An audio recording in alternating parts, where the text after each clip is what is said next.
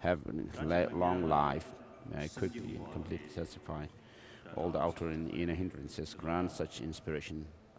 So first we'll do the ceremony for bodhicitta. So I have nothing special to sit.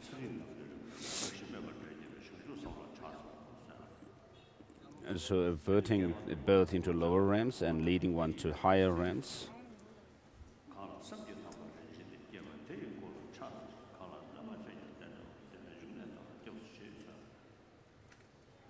So as Shantideva makes prayer to bodhicitta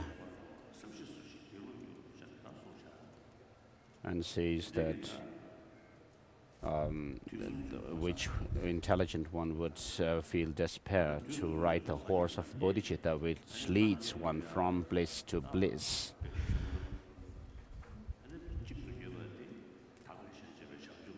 So the highway that leads one to the omniscient state of Buddhahood is bodhicitta. And so just as this prayer is made, may I generate bodhicitta. We have found this human life now, and if we train our mind through reason,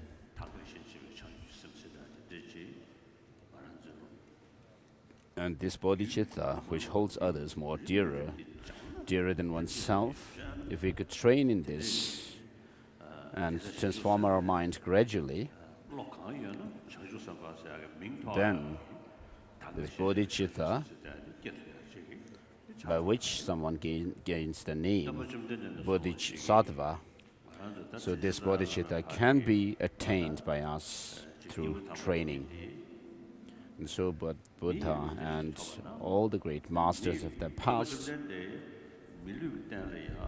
have found a human body, and the Buddha himself actually assumed the Buddha's deed of attaining enlightenment in this human body.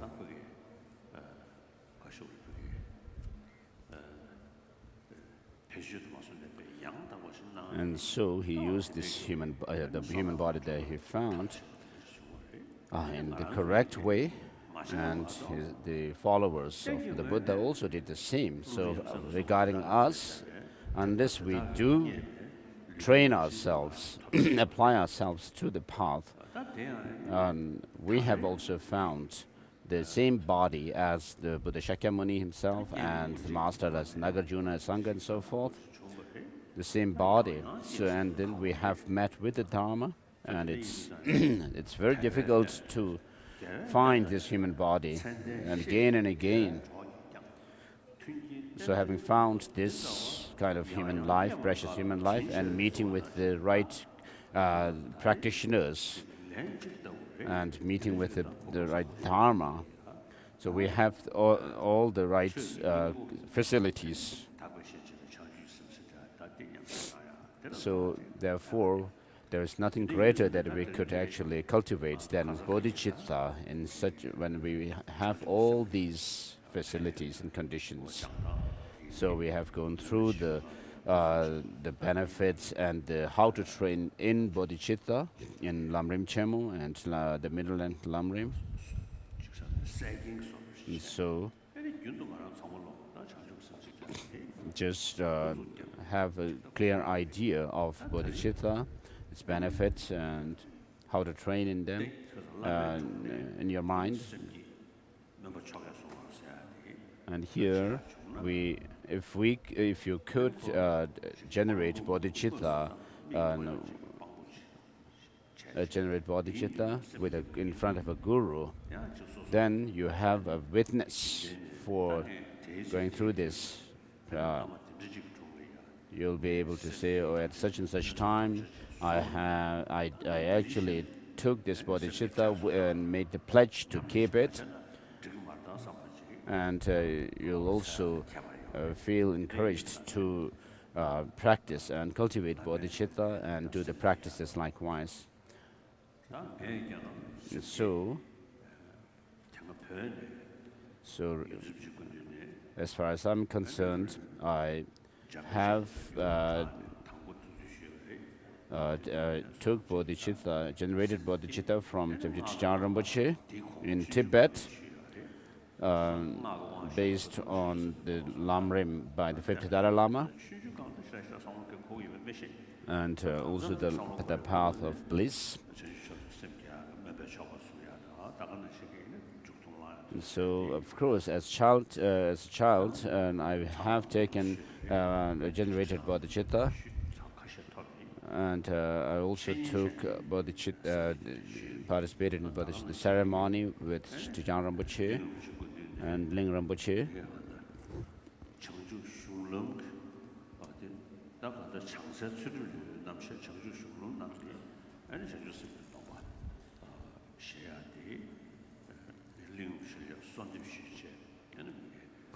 So I requested Ling Rinpoche to take the generate bodhicitta in front of inside the Mahabodhi stupa in Bodh Gaya, and then after he took it, then I took bodhicitta from him as well. And so I usually make an earnest determination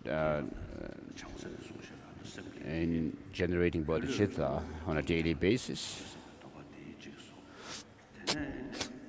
So if we have time, we could do the bodhicitta ceremony. So if I have time, I do the bodhicitta ceremony, as it is said in the basic path.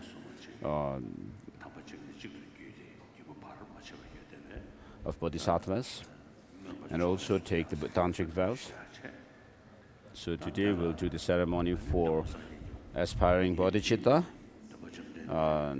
based on the ritual, as it is said in the Abhisamaya Alamkara and Mahayana Uttara Tantra by Maitreya. Just imagine the Buddha Shakyamuni in person here. So as Lama Tsongkhapa says, just forming the image of a Buddha in my mind gives me a great joy and relief. And so you should imagine Buddha Shakyamuni actually in person, and also the great bodhisattvas such as Maitreya, Manjushri, the Samanthabhadra, and so forth, who are in the form of deities.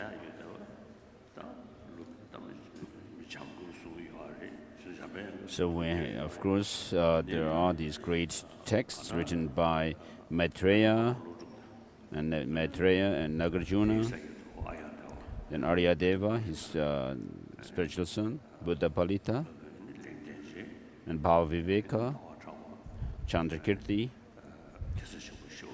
Shandideva, the great bodhisattva, and so forth, who are the holder of the profound lineage of the middle way. And also imagine Chandarakshita.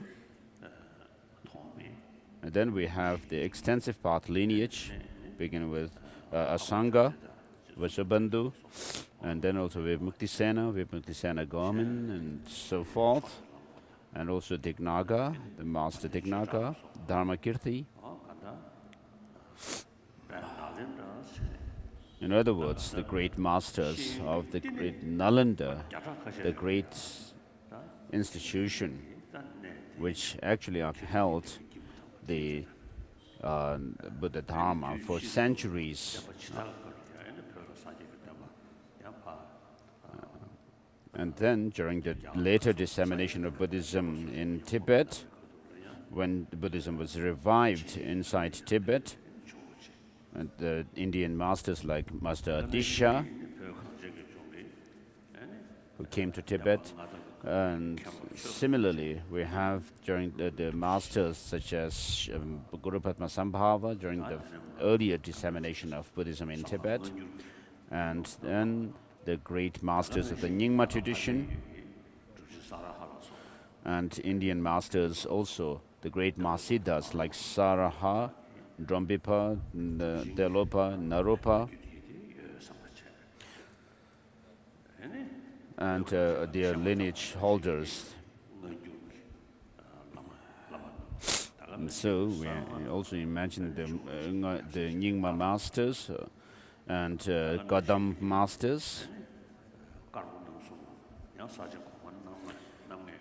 And then the 5 patriarchs of the Sakya lineage, and also the Lamde masters of Tsokche and Lobshe, and then the Kagyu masters. And within the Kagyu, we usually there are the 4 major and 8 minor ones, so the masters of all these traditions, and then also the Chonangpa tradition, masters of the Chonang tradition. And then within the Kadam lineage, we have the Kadampas of the Lamrim lineage, scholastic lineage, and also instruction lineage. And then in the new Kadam tradition, we have Master Tsongkhapa and Jitun Sherab Singhi, the traditions coming from the Jitun Sherab Singhi and the Segyu lineage. And then imagine your own masters with whom you have direct Dharma connection. And similarly, imagine the great bodhisattvas who are on the bodhisattva grounds. And also, if it's convenient for you to imagine, you should also imagine the deities of the Tantra classes. When we talk about bodhicitta, generating bodhicitta, you should particularly think about those beings who are without protector, without help, who, even though they want happiness, they destroy the cause of happiness as if destroying their own enemies, and who, even though do not want suffering, they actually run after the causes of suffering. And so when you think about this condition of all sentient beings, it makes you feel sorrow, doesn't it? So although they don't want suffering, they actually make their practice what is actually the cause of suffering. And so all these poor sentient beings, with whom, of course, we have connection, karmic connections. So as I said before, if you reduce selfishness and dedicate yourself for the well-being of others, then you will actually fulfill your own goal. Therefore, bodhicitta, which actually is the path which leads you to omniscience, so if you actually can dedicate yourself, this is what you should dedicate yourself to. And if you have some intelligence, you should actually apply that to this bodhicitta. So, of course, our life is very uncertain. And so what you should think is to make this life meaningful.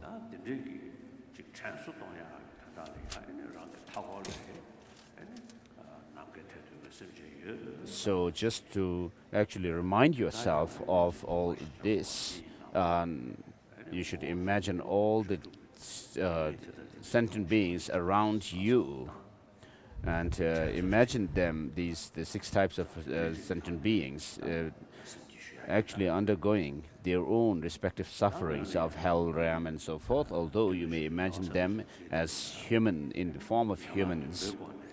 And so for this bodhicitta, the generation of bodhicitta will do the 7-limb practice. So if we could, we should do it by using the text of Shantideva.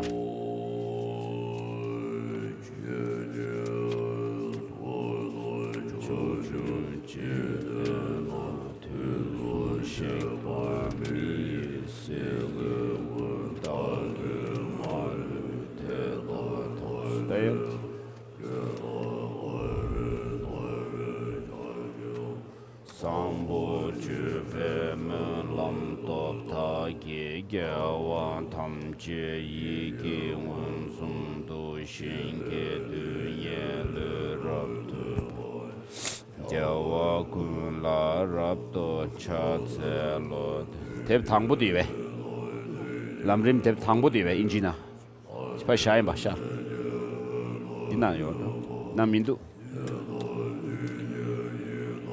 Ma le ba tam che ya wa da ye kong wa me de da ra ma ba mi se ya zo nam yang ke ya la ya zu da gu ya wa gu ge yun de rab ju jing de wa re she ba tam che da ye de me to tam ba chen wa tam Sin nam ta chu pa tu cho tam mar me cho tam tu pe tam ba kya wa de da la ne che bar ke na sa tam ba nam ta chi cho tam che ma pu ma re rab nyam tu be ke bar pa pe chu kun ki kya wa de da la ne che ba Chuba kong nam la me kya che wa de da ya wa tam che la ya me sambo che la de be to ya wa kun la cha ze che bar ke de cha she dan di mo wan ke le tang wa tang de xin yi kya yang de fa da yi ge ba ji De da tam che da yi su sur sha chen ju ya wa kun dang san ye se rung ye nung tang lo tang mi ro zhou wa kun ke su nam kang la yang te da kun ke che so da kang nam chu ju ji den zhe ma ta chang chu rin bar san ye ma che Gumbo de da da ye tam je la kor lo la na me ba Yang yin da den kang she de da la zhou wa kun la ping xin de Gel bar xin ge dun ye shu bar yang da ge dun rab je Chang tse wa dang chu ji sha pa da Xin so Wa ke ji sa ba tam ji da we chang chu chi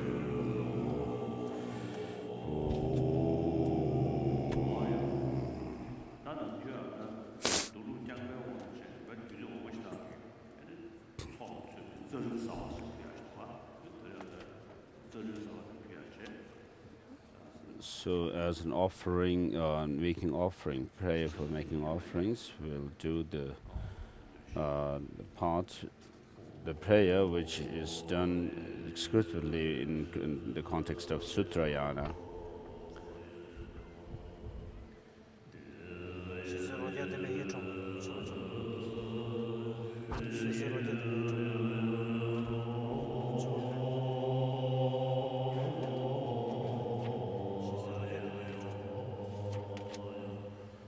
She's a rocket and be you chopper. Like Jardini, was a gel, the bamboo to what the dog, Jordan things in the church.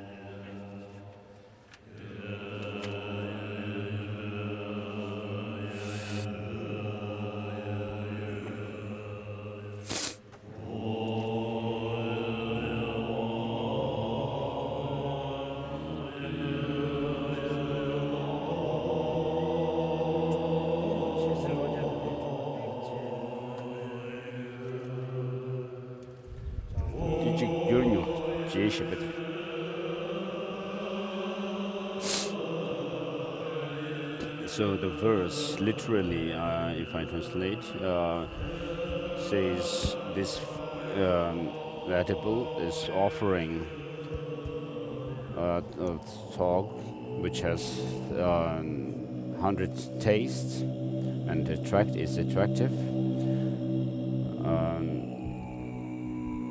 I offer this to all the Buddhas and Bodhisattvas with great devotion. And may, through this merit, all sentient beings enjoy the food of concentration.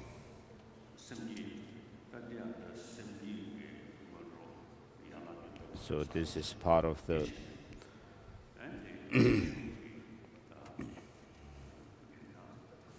so what we did was part of the bodhicitta ceremony, for which we have to collect merit and purify negativities.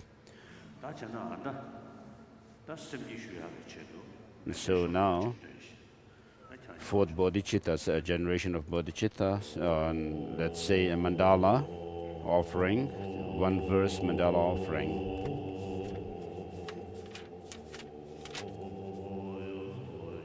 This ground anointed with perfume, strewn with flowers, and donned with Mount Meru for continents, sun and moon, I imagine as a Buddha land and offer to you. May all beings enjoy in this pure land.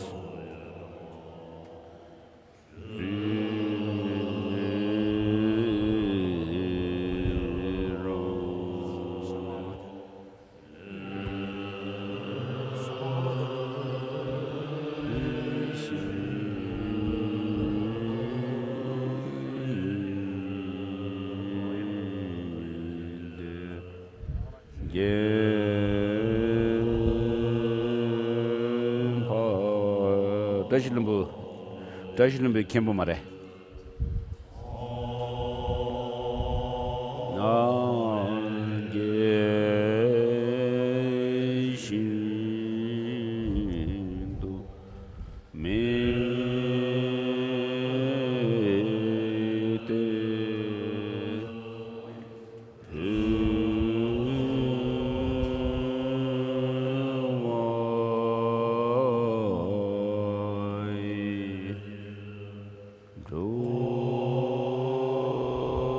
Radio Kanamuchi.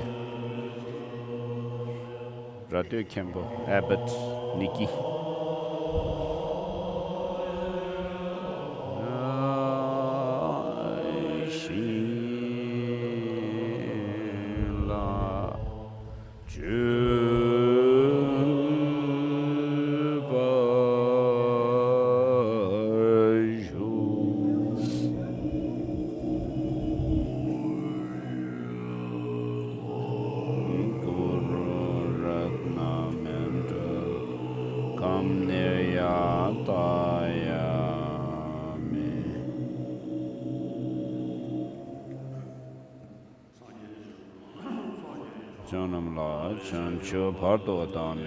I go for refuge until I'm enlightened to the Buddha, Dharma, and the Supreme Assembly. By the virtuous merit created by listening to the Dharma, may I attain the state of Buddhahood to benefit all migrators. I go for refuge until I'm enlightened to the Buddha, Dharma, and the Supreme Assembly. By the virtuous merit created by listening to the Dharma, may I attain Buddhahood to benefit all migrators. I go for refuge until I'm enlightened to the Buddha, Dharma, and Supreme Assembly. By the virtuous merit created by listening to the Dharma, may I attain Buddhahood to benefit all migrators.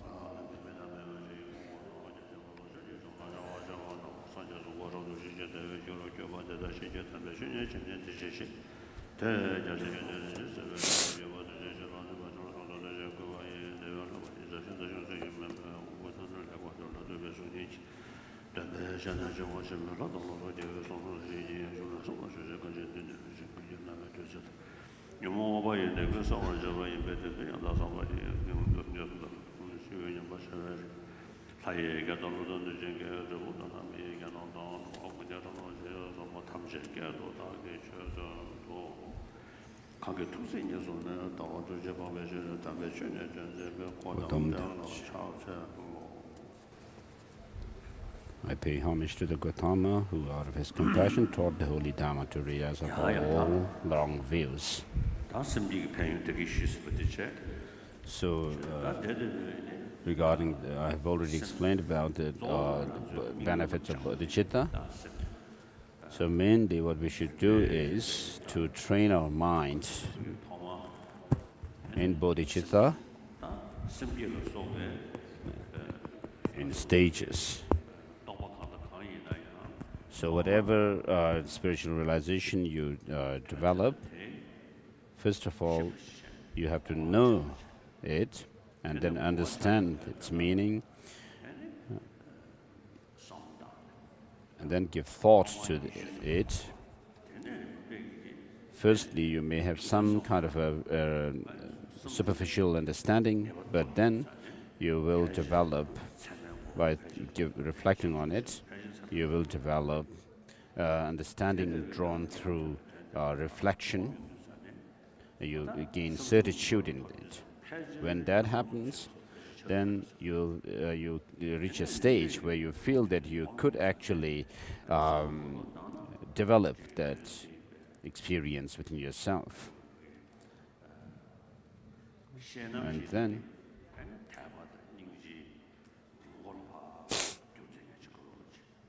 if it is an experience that has to be actually become the subjective aspect of the experience, you actually develop that compassion and so forth, like that. Whereas if you actually just take on the aspect of an object and actually gain insight into it, for example, experience of emptiness, then of course these gradually develop through your training of your mind.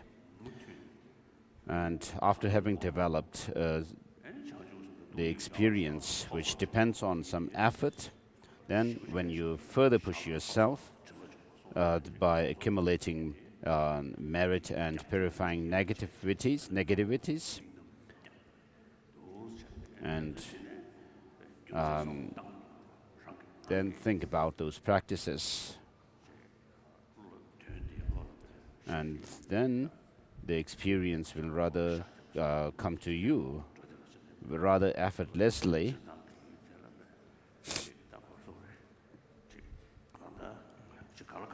Whether developing compassion and so forth, which are the subjective aspects of their experience, and or developing the objective aspects of the experience of the objective aspects of those practices. So this happens.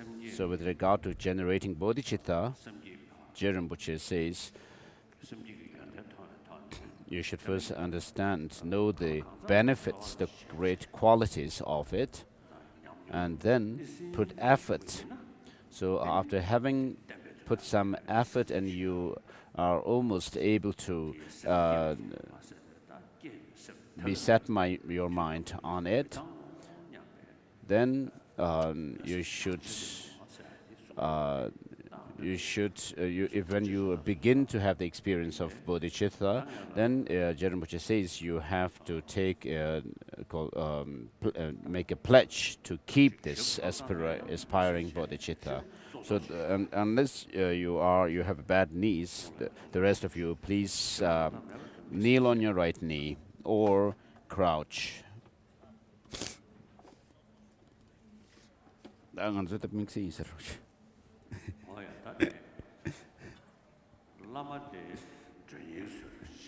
So the master, myself, is like a messenger. Mainly, as I introduced earlier, you should imagine all the lineage masters, from Buddha Shakyamuni down to your own root gurus, with whom you have direct Dharma connection. And then we have Chinese people from Chinese audience here, and you can imagine Chinese masters like Tangsan Lama,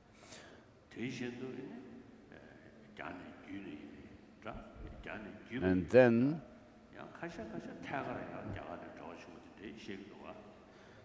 then the other countries like Vietnam and Japanese and Japan, where Buddhism spread mainly from through China, and there may be cases where Buddhism teachings spread directly from India, as some say.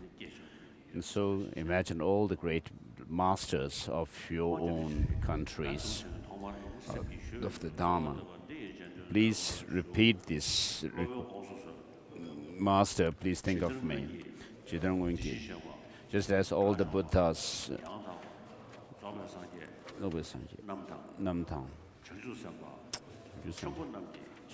just as the former perfect Buddhas who are the Tathagatas and Arhats and the great Bodhisattvas on the high levels initially generated the spirit of unexcelled perfect enlightenment. Please, O Master, help me. Please say your name here. Help me to generate the spirit of unexcelled perfect enlightenment.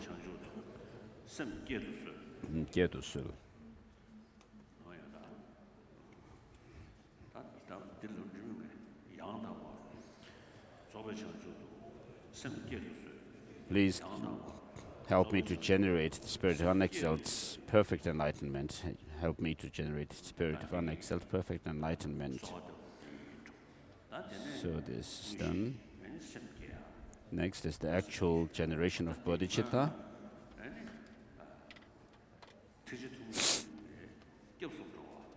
So before doing that, you should take refuge in the unique Mahayana way of taking refuge, where you take refuge in the resultant Buddhahood and the Sangha. You should remind yourself of the Buddha's body, speech, and mind, the qualities of the Buddha's speech and body, speech, and mind. As Maitreya says, we all have, actually, the enlightened body of the Buddhas radiate, as he says. So what that means is all the enlightened activities of the Buddhas actually radiate towards the sentient beings.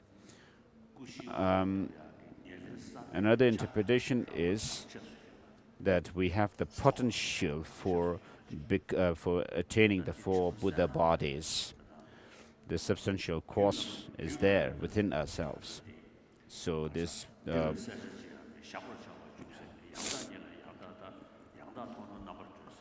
so what Maitreya says in Mahayana Uttara Tantra, this verse is similarly, the same verse is in Abhisamaya Alamkara as well.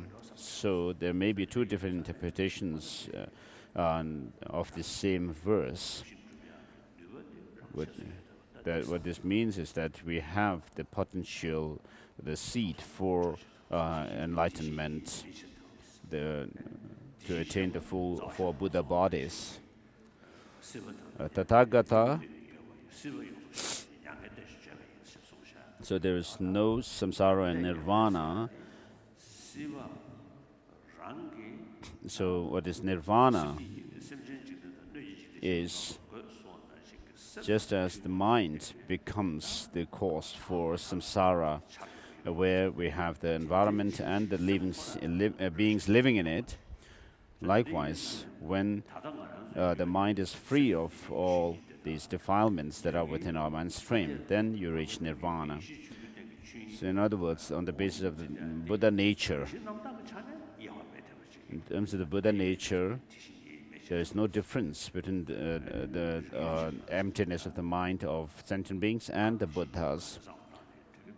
So you can think in terms of the Buddha nature, or you can think in terms of the potential that we have, the seed for the 4 Buddha bodies, which is according to the highest Yoga Tantra.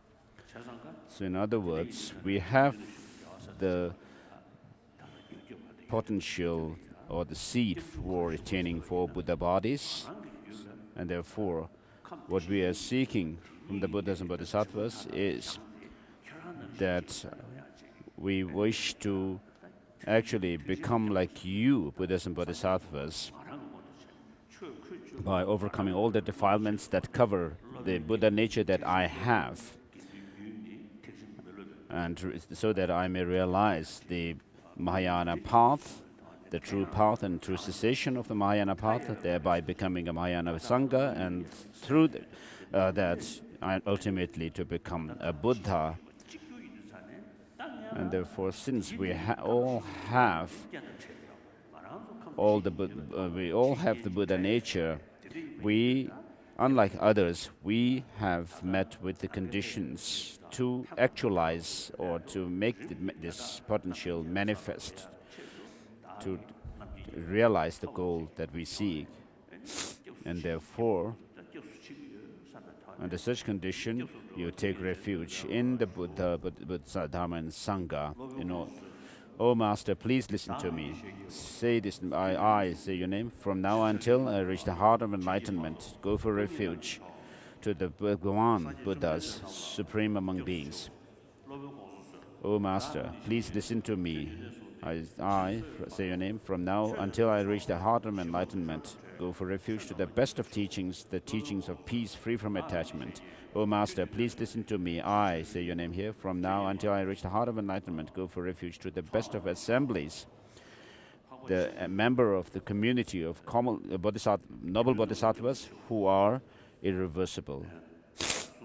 So this has to be repeated 2 more times. O Master, please listen to me. I say your name here. From now until I reach the heart of enlightenment, go for refuge to the Bhagavan Buddhas, supreme among beings. O Master, please listen to me. I, from now on until I reach the heart of enlightenment, go for refuge to the best of the teachings, the teaching of peace free from attachment. O Master, please listen to me. I say your name. From now until I reach the heart of enlightenment, go for refuge to the best of assemblies, the members of the community of noble bodhisattvas who are irreversible. O Master, please listen to me. I, from now until I reach the heart of enlightenment, go for refuge to the Bhagavan Buddhas, supreme amongst beings. O Master, please listen to me. I, from now until I reach the heart of enlightenment, go for refuge to the best of teachings, the teachings of peace free from attachment. Oh, Master, please listen to me. I, from now until I reach the heart of enlightenment, go for refuge to the best of assemblies, the members of the community of noble bodhisattvas who are irreversible.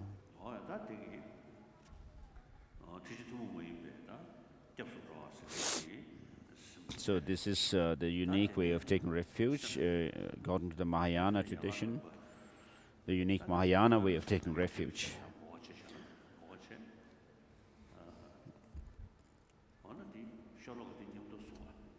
So let's say this verse together. Please sit.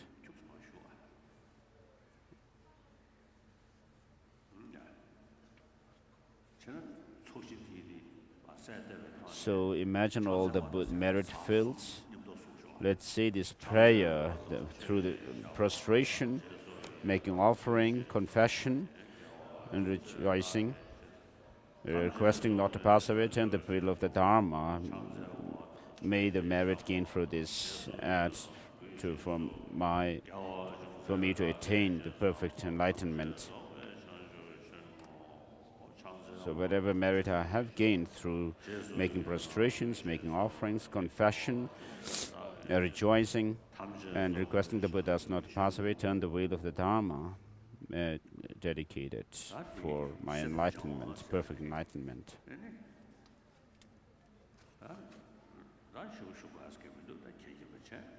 So with regard to bodhicitta, all happiness in the world come from wishing others to be happy. All suffering come from wishing oneself to be happy. So this is something we do not need to prove through reasonings. This is something that we know from our own day-to-day life. It's experience. So if you are dedicated, totally dedicated to the welfare of other sentient beings, then there is no reason to feel fear and anxiety which mostly come from in relation to other sentient beings. For example, if with regard to jealousy, you are not jealous in relation to something that is inanimate, but in relation to something that is animate. And the sense of competition also happens in relation to other sentient beings. And when you have someone with whom you have jealousy and competitive feeling, then you have anxiety and fear. And accordingly, then what you do is you harm them, you bully them, you deceive them, and you also indulge in hypocrisy. So these are all because of selfish motive, holding on to yourself as more important than others. So, and this is because of holding oneself as dearer than others. So of course, you are dear and precious, but if you could actually dedicate yourself for to attain Buddhahood, then what you should do is actually develop love and compassion towards others. So otherwise, you engage in all these non-virtuous, the 10 non-virtuous actions of killing, stealing, sexual misconduct, committing sexual misconduct, and lying and so forth. So as Shantideva says, you should engage in the secret practices. This is what he means. The bodhisattvas are very wise people who actually are able to fulfill their own interest as well as the interest of others, whereas we do the opposite. Although we want happiness, we actually create causes for suffering. So it's like voluntarily wishing to have suffering.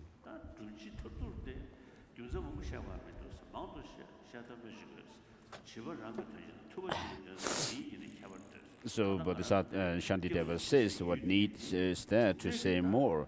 Just look at the difference between the childish who think of only themselves and the Buddhas. So the Buddhas and Bodhisattvas and so forth have become the objects of refuge for us because they dedicated themselves for the well-being of other sentient beings like us. And therefore they have attained the Mahayana true cessation by applying the true path of Mahayana, and became Mahayana Sangha, and ultimately becoming the Buddha Mahayana.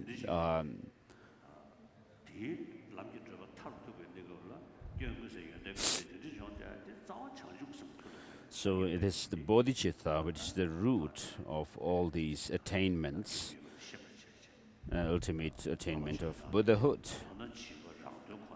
As in Lama Chöpa it says,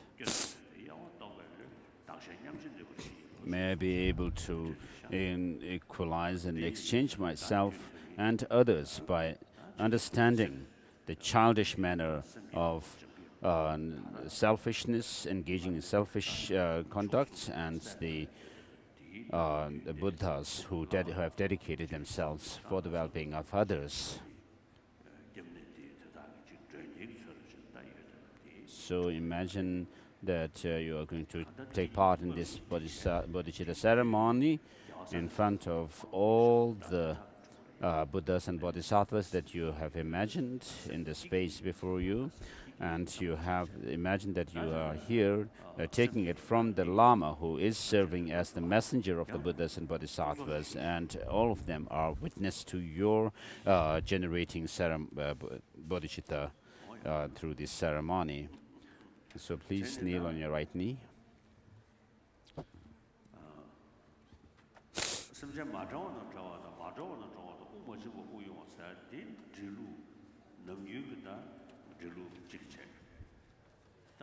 So with regard to these lines, I will liberate all beings who are not liberated, I will free all who are not freed, and I will relieve those not relieved, without relief.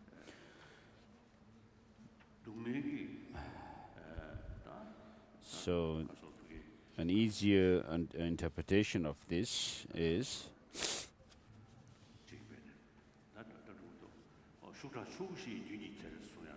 just as Lama Tsongkhapa's three principal aspects of the path says, the sentient beings are swept by the powerful currents of the four rivers, which refer to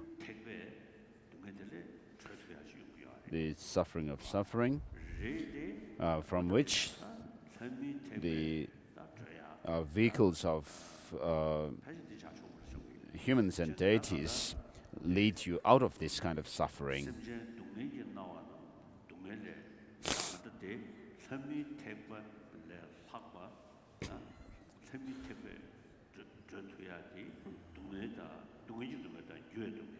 So the vehicle of humans and deities actually can lead us out of the sufferings of change and the suffering of pain. So that which, but it cannot lead us out of the conditioning suffering. So unless you actually stop the cause leading to this third type of suffering, you will not be liberated. And therefore, I will free all beings, living beings who are not free. It refers to this. And then I will relieve those without relief.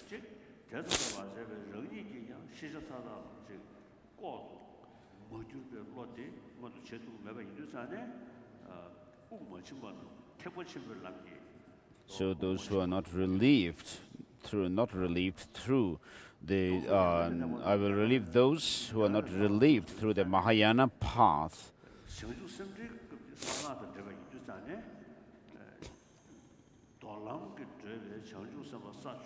And then the last line, I will cause to reach nirvana those who have not reached it yet. So what this refers to is leading all sentient beings to be free from the subtlest cognitive obscuration to knowledge, the subtlest obscuration to knowledge, which can be only, which is only possible through the highest yoga tantra path. And so you are saying, I will cause to reach the nirvana, the complete nirvana, those who have not reached it, through the highest yoga tantra, which actually puts an end to this subtlest obscuration to knowledge. So to make this life of humans, oi.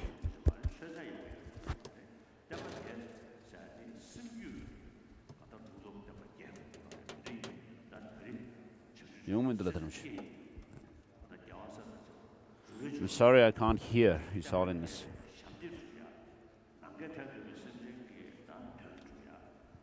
So to serve all sentient beings and to attain Buddhahood, by taking the first step to this, please repeat these lines. O Masters, all the Buddhas and Bodhisattvas who reside in the 10 directions, please listen to me. By means of my virtuous roots in the nature of generosity, ethics and meditation, which I, say your name, in this and all other lives cultivated and joined others to cultivate or rejoiced in the cultivation of, I, say your name, will generate the spirit of great, unexalted, perfect enlightenment from now until I reach the heart of enlightenment, just as the earlier perfect Buddhas who are Arhats and Tathagatas and the great Bodhisattvas who reside on the high levels generated the spirit of unexalted, perfect enlightenment. This.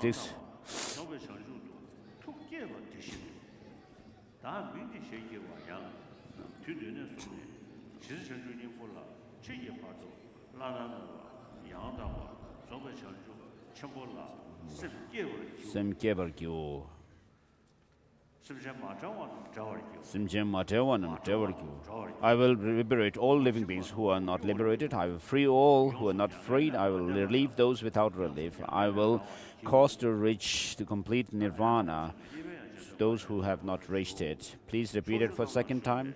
All Buddhas and Bodhisattvas who reside in the 10 directions, please listen to me. By means of my virtuous deeds, in the nature of generosity, ethics, or meditation, which I, say your name, in this and all other lives cultivated, enjoined others to cultivate, or rejoiced in the cultivation of, I, say your name, will generate the spirit of great, unexcelled, perfect enlightenment from now until I reach the heart of enlightenment, just as the earlier Buddhas, perfect Buddhas, who are Arhats and Tathagatas, and the great Bodhisattvas who reside on the high levels, generated the spirit of unexcelled, perfect enlightenment.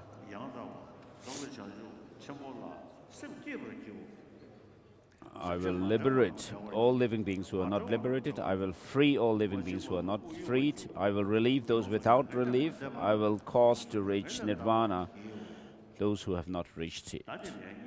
So, at the end of the third repetition now, of when you say, I will cause to reach the nirvana, or when you say, I will generate the spirit of great, unexcelled, perfect enlightenment, having generated this bodhicitta, aspiring bodhicitta, then you make the pledge that you will keep it forever. So there may not be people here, perhaps, who think that, oh, it may not be possible for them to keep this kind of pledge to keep the aspiring bodhicitta. In case you feel that you are not courageous enough to keep that pledge, then you will say you could just generate bodhicitta. In any case, you will be taking bodhisattva vows later, and therefore, in order to do that, you should have aspiring bodhicitta. So please repeat it for the first time. All Buddhas and Bodhisattvas who reside in the 10 directions, please listen to me. Master, please listen to me. By means of my virtuous deeds in the nature of generosity, ethics, and meditation, which I, say your name, in this and all other lives cultivated, and joined others to cultivate, and rejoiced in the cultivation of, I, say your name here, I will generate the spirit of great, unexcelled, perfect enlightenment from now until I reach the heart of enlightenment, just as the earlier Buddhas, perfect Buddhas, who are Arhats and Tathagatas, and the Tathagatas, and the great Bodhisattvas who reside on the high levels generated the spirit of unexcelled, perfect enlightenment.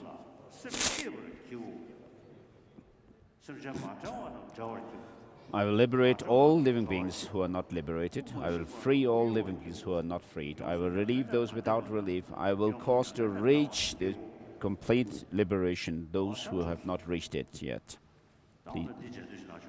Please repeat. May bodhicitta.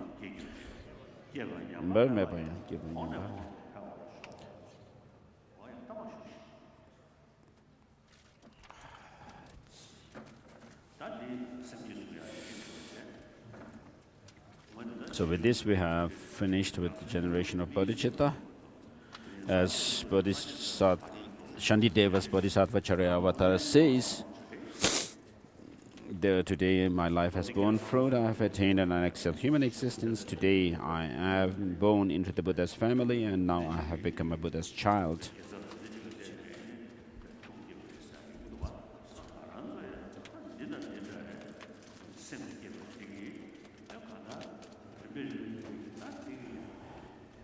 In the Sutra of Nankara, there is mention of certain Buddhas and Bodhisattvas having generated bodhicitta in such and such way.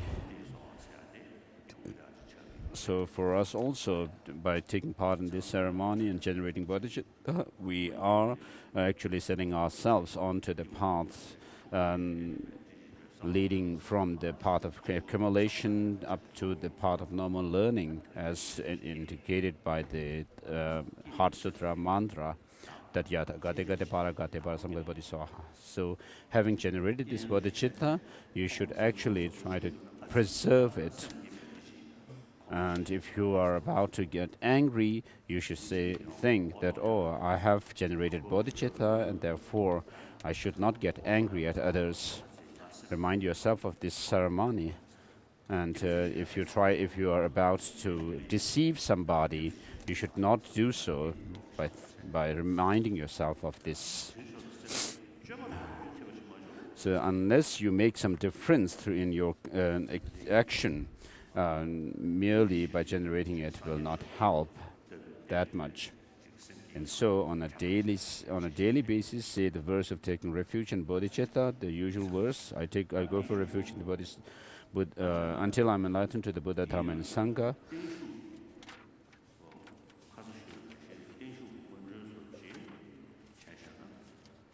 And by the virtues merit created by generosity and so forth, may I attain Buddhahood to benefit all sentient beings.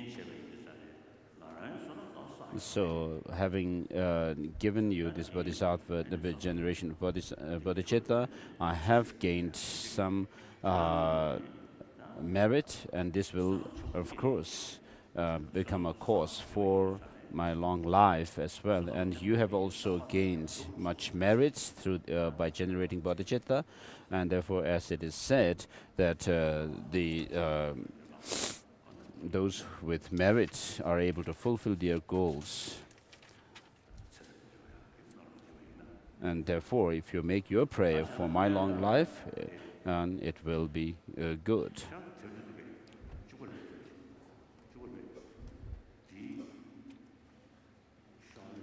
So if you have this book on page 18, the prayer. So I will.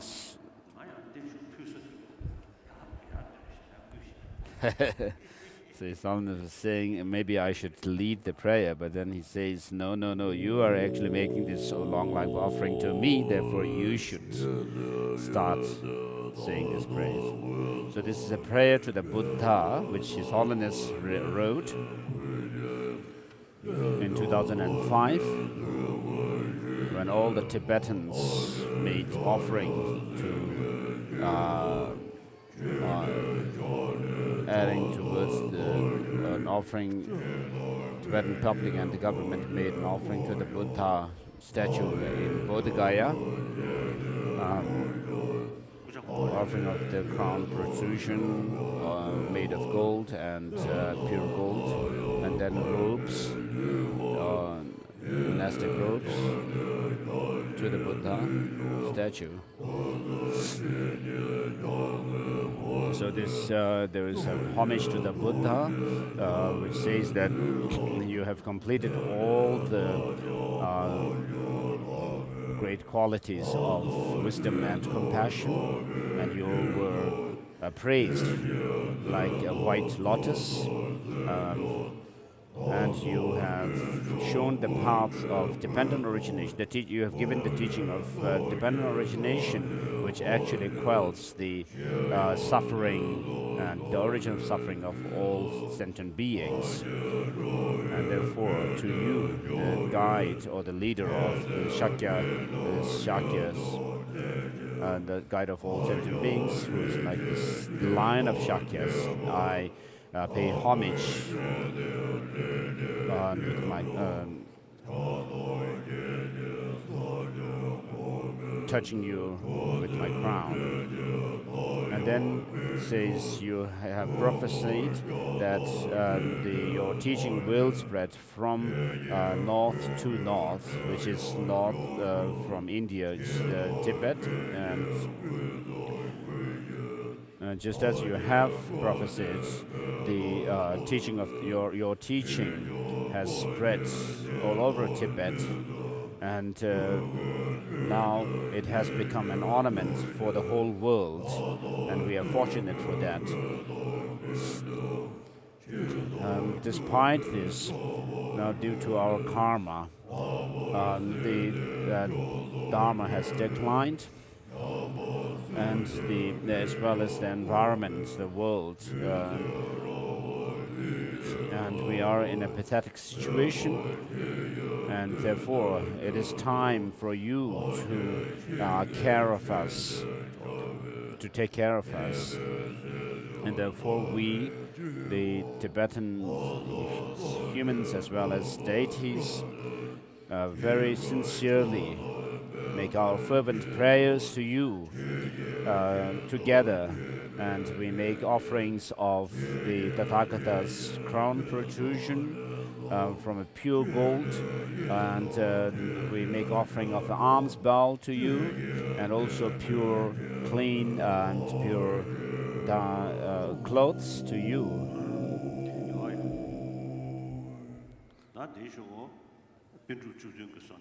Next, we have the prayer of the 17 Nalanda masters.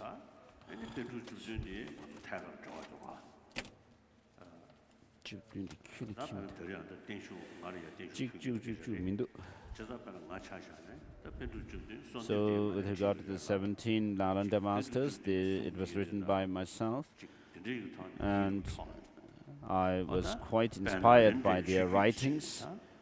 And as I also began talking about the tradition of the Nalanda tradition,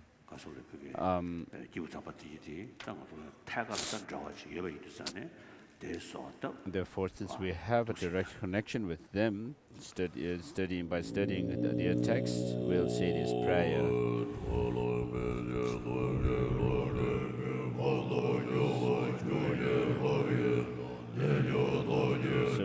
So this line is a praise to the Buddha for teaching dependent origination. And then the second verse is a homage to Master Nagarjuna, who actually clarified the teaching of the emptiness, meaning of emptiness based on the reasoning of dependent origination. And then next, after that, it's a praise. The next verse is praise to Arya Deva, who is the chief spiritual son of Master Nagarjuna, who has crossed the ocean of one's own and others' traditions, and who actually upheld all the teaching of the Nagarjuna. And after him is Buddhapalita, who made clear the Nagarjuna's teaching of the dependent origination in terms of meaning that it is mere, things are merely in name. And then after him comes praise to Bhava Viveka. And next is Chandrakirti, praise to Chandrakirti. And after that,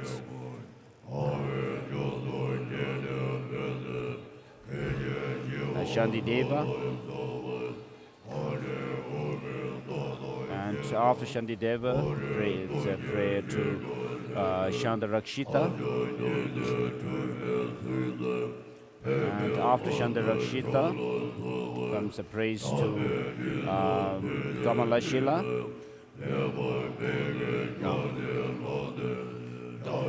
After Kamalashila is the prayer to Asanga, and following him is praise to Vasubandhu, and then we have praises to Dignaga, Dhammakirti,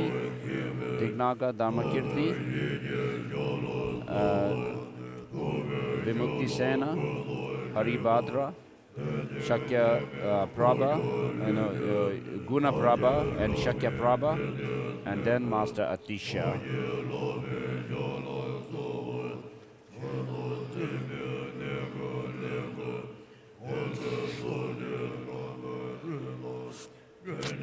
So thus, speaking of prayers to these great crowning ornaments of scholars, who are the source of this wisdom, may my my mind becomes spiritually matured and liberated.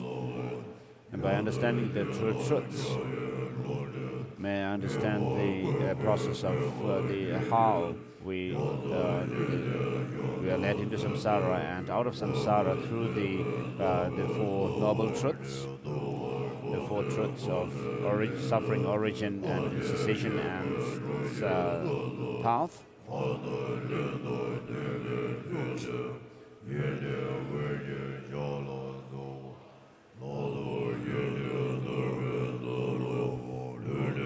And may the root of liberation be planted within me.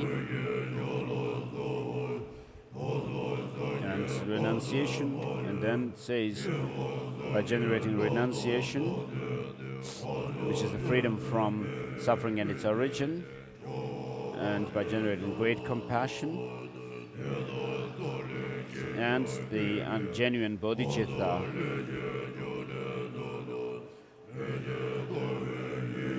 and through the cultivation of compassion, may I may I master the genuine bodhicitta.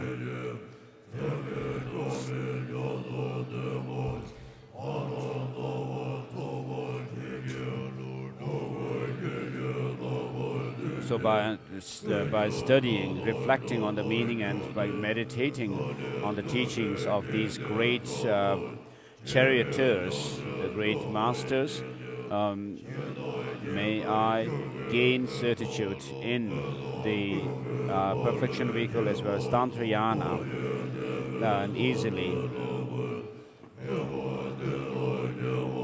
In all my lifetimes, may I uphold the three trainings,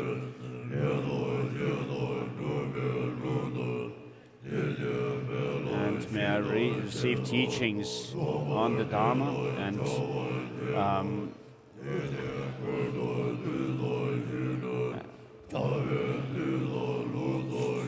uphold the teachings and the practices and like those of the great masters, and may I be able to serve the Dharma like them.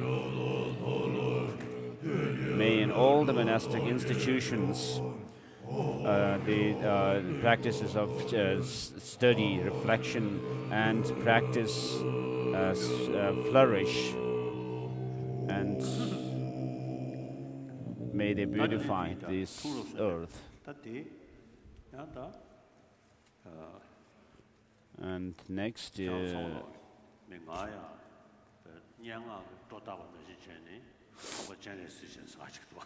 so all of you refer to me as Avalokiteshvara, as if you are actually using some poetical rhetoric. But of course, I'm not Avalokiteshvara, it's not possible.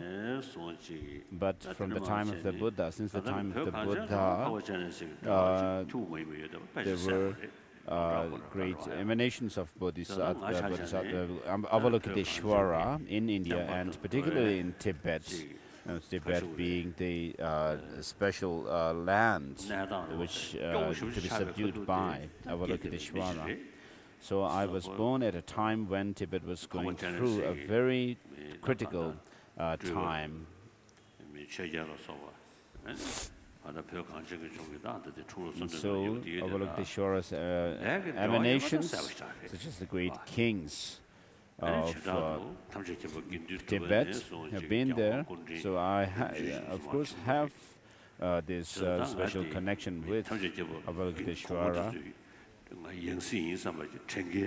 So I do not think that I am the reincarnation of the previous Dalai Lamas, but I can say that I have a very special karmic connection with them, and I have many indications of that. So the Bindun Drup has written this prayer. It says that for the Tibetans, your kindness has been unmatched. It's referring to Master Tsongkhapa, So the first Dalai Lama makes this prayer to uphold and preserve the tradition of Lama Tsongkhapa. So I too make the same. I have, of course, connection with the first Dalai Lama. So Gendrin Gyatso, the second Dalai Lama, was the abbot of Sera and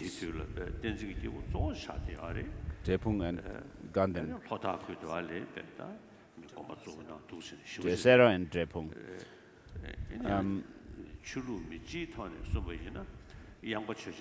So according to the Yangpa Church's biography of the second Dalai Lama, he was referred to as the non-sectarian master of the Yellowhead sect. So the second Dalai Lama's parents, of course, were practitioners of Mahamudra. And so he was non-sectarian. He respected all the religious traditions, Buddhist traditions of Tibet, and practiced them. So similarly, I too have respect, wish to serve all the different traditions of Tibet, Tibetan Buddhist traditions. So what that means is to actually understand the different teachings of these traditions and also practice them. And through that, I can serve all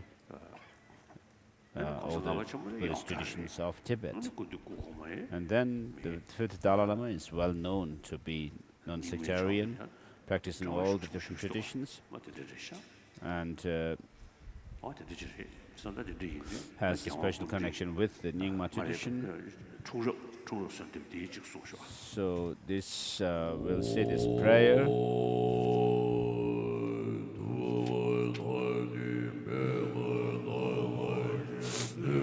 This is a prayer of the different reincarnations of Avalokiteshvara that appeared in India and Tibet.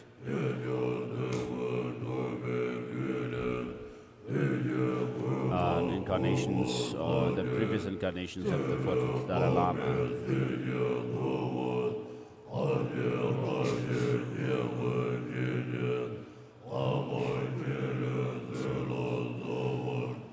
So first it goes through the supplication to the Buddha.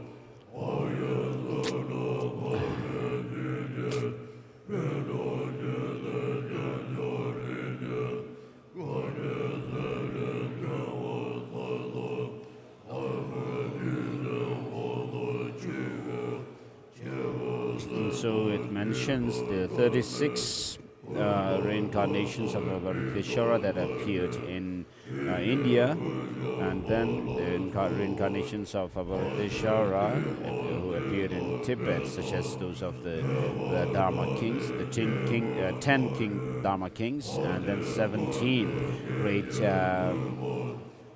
scholar adepts.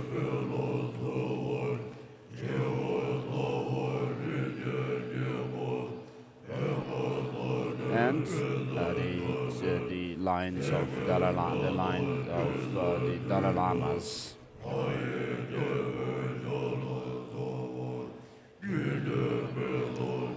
So the first one amongst the Indian reincarnations is said to be Jigten Wangchuk, the king Jigten Wang, and then the child Kyu Nangwa and Kyu Sel and Gyabu Chagme, the Prince Chagme, and Gunduga and King Pake, Dharma King Kunchobang,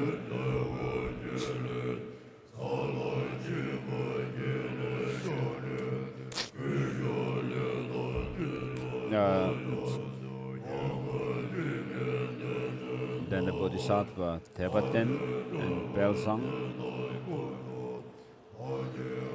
Tebarapten, and the King Lotepel.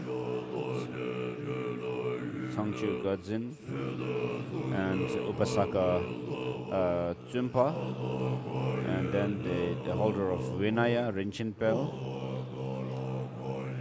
and then the child Dawa Rinchen, Nyingpo, and Pema, Lotus, and Wizard Champa, Sengeta, Gels Bodhisattva Dechok Pel, or Prince Dechok Pel, and Hai Gyalpo.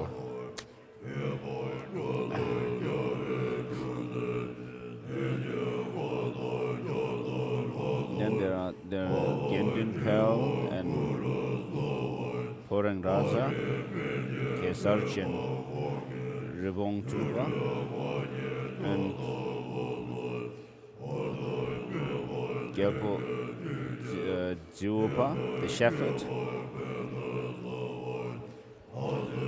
and then Brahman Drinjinch, and then Samden Sangpo, the Channel Ground Yogi,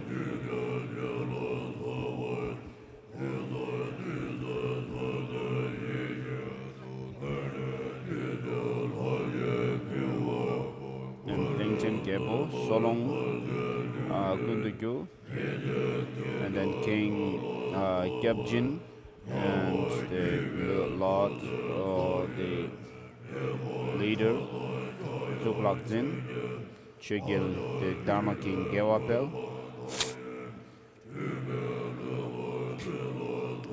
and then the first amongst the reincarnations of Avalokiteshvara in Tibet is the first king of Tibet.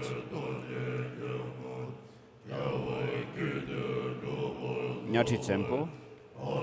And then there are other kings like Esholek, Detu, Namshungzen, and Yongur Nyemeje, Nyemede, and Trapungzen. And then Totora, the king Totori Nyensen, at whose time the Buddha Dharma, appeared in Tibet for the first time.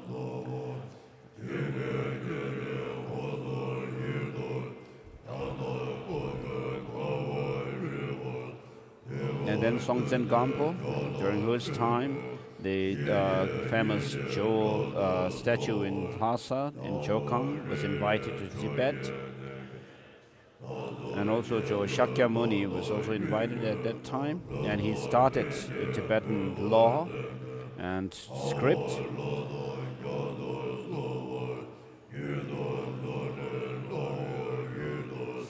And then there is Dusong Je,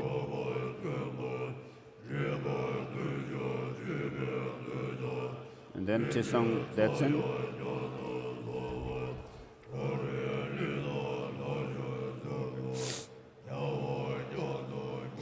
and then Gyawadrom Tempa, and then Kari Pension Pemawangil,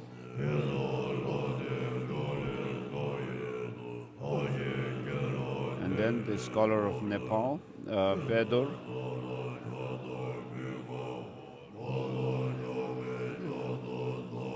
and then Kache Gumpawa, and Sajin Gunga Nyingbo, Sajja Master Gunga Nyingbo, and Durgun Yudakpa, and Yasang Chomin,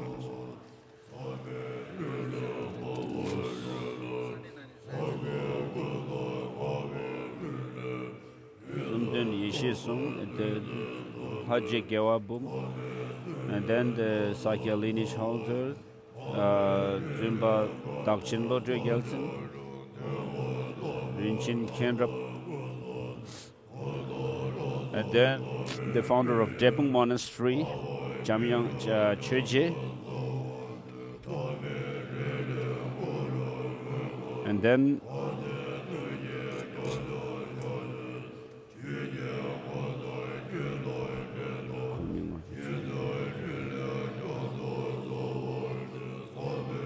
And then the line of Dalai Lamas, the Ginten Drup, Ginten Gyatso, Senam Gyatso, Yunten Gyatso, and then 50th Dalai Lama, Ngawang Lobsang Gyatso, the 6th Dalai Lama, Tangyang Gyatso, 7th Dalai Lama, Gyatso Gyatso, 8th Dalai Lama,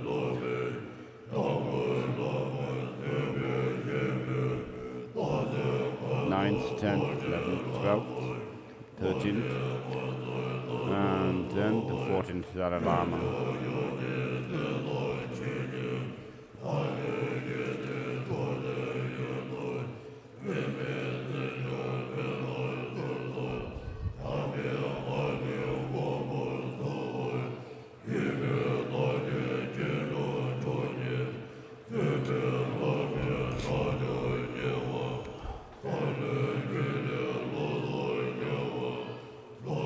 So this prayer was written by the late Gyabje Trishik Rinpoche.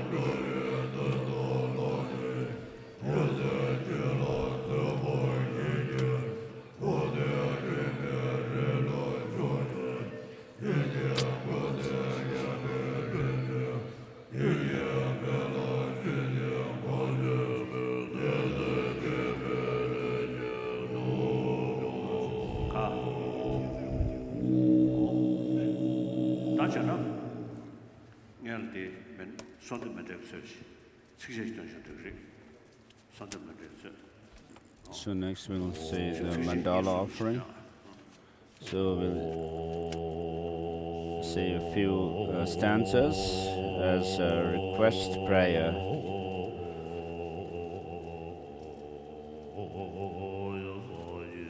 This ground anointed. For mandala offering, this ground anointed with perfumes, strewn with flowers and adorned with Mount Mary, 4 continents and sun and the moon. I imagine as a Buddha land and offer to you. May all beings enjoy this pure land.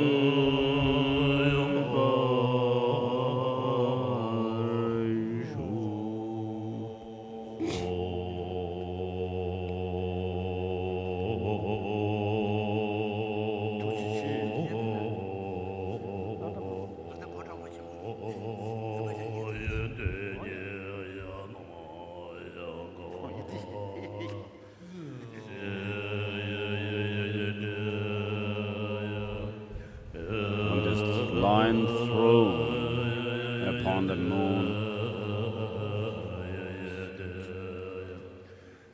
On the throne, seed of lotus and moon.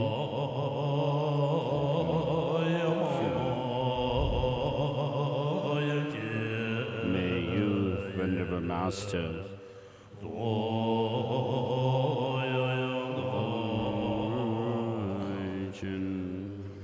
delightfully smiling,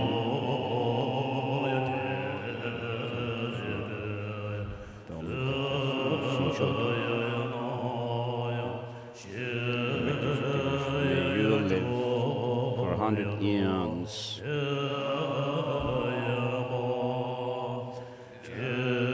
For us to generate faith and accumulate merit. As the field of merit and faith for us, may you remain for 100 eons to flourish the Dharma, for the Dharma to flourish.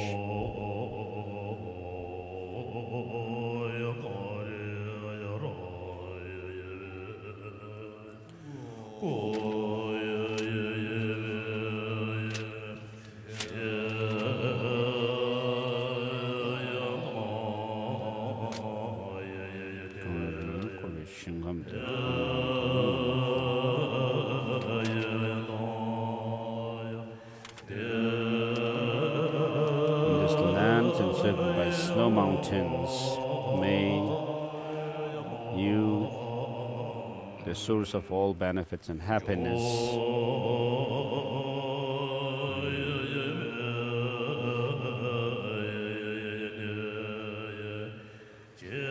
Chendrasik, the Lord Chendrasik in person, Tenzin Gyatso,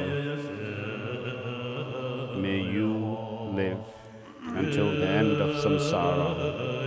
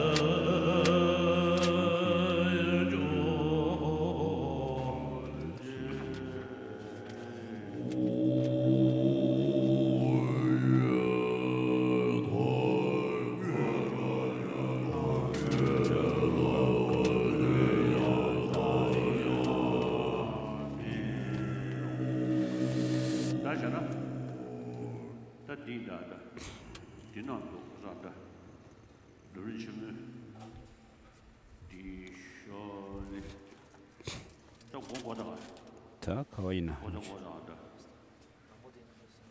대당부도 있어요.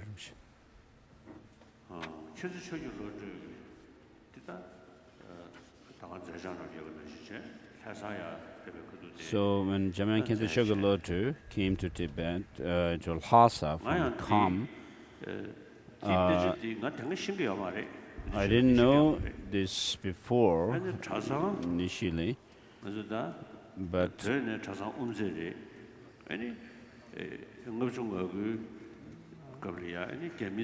was one monk who was a chant master of Namgyal Monastery, and then he, after 59, he was imprisoned for 18 or 19 years.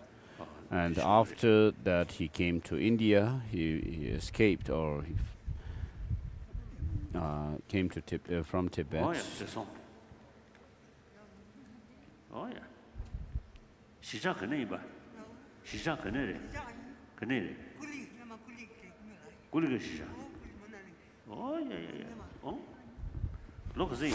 So His Holiness is asking which settlement where he was from. He was once working in road building in Kulu region of Himachal Pradesh. He's 84 years old. He's praying for His Holiness to link belong.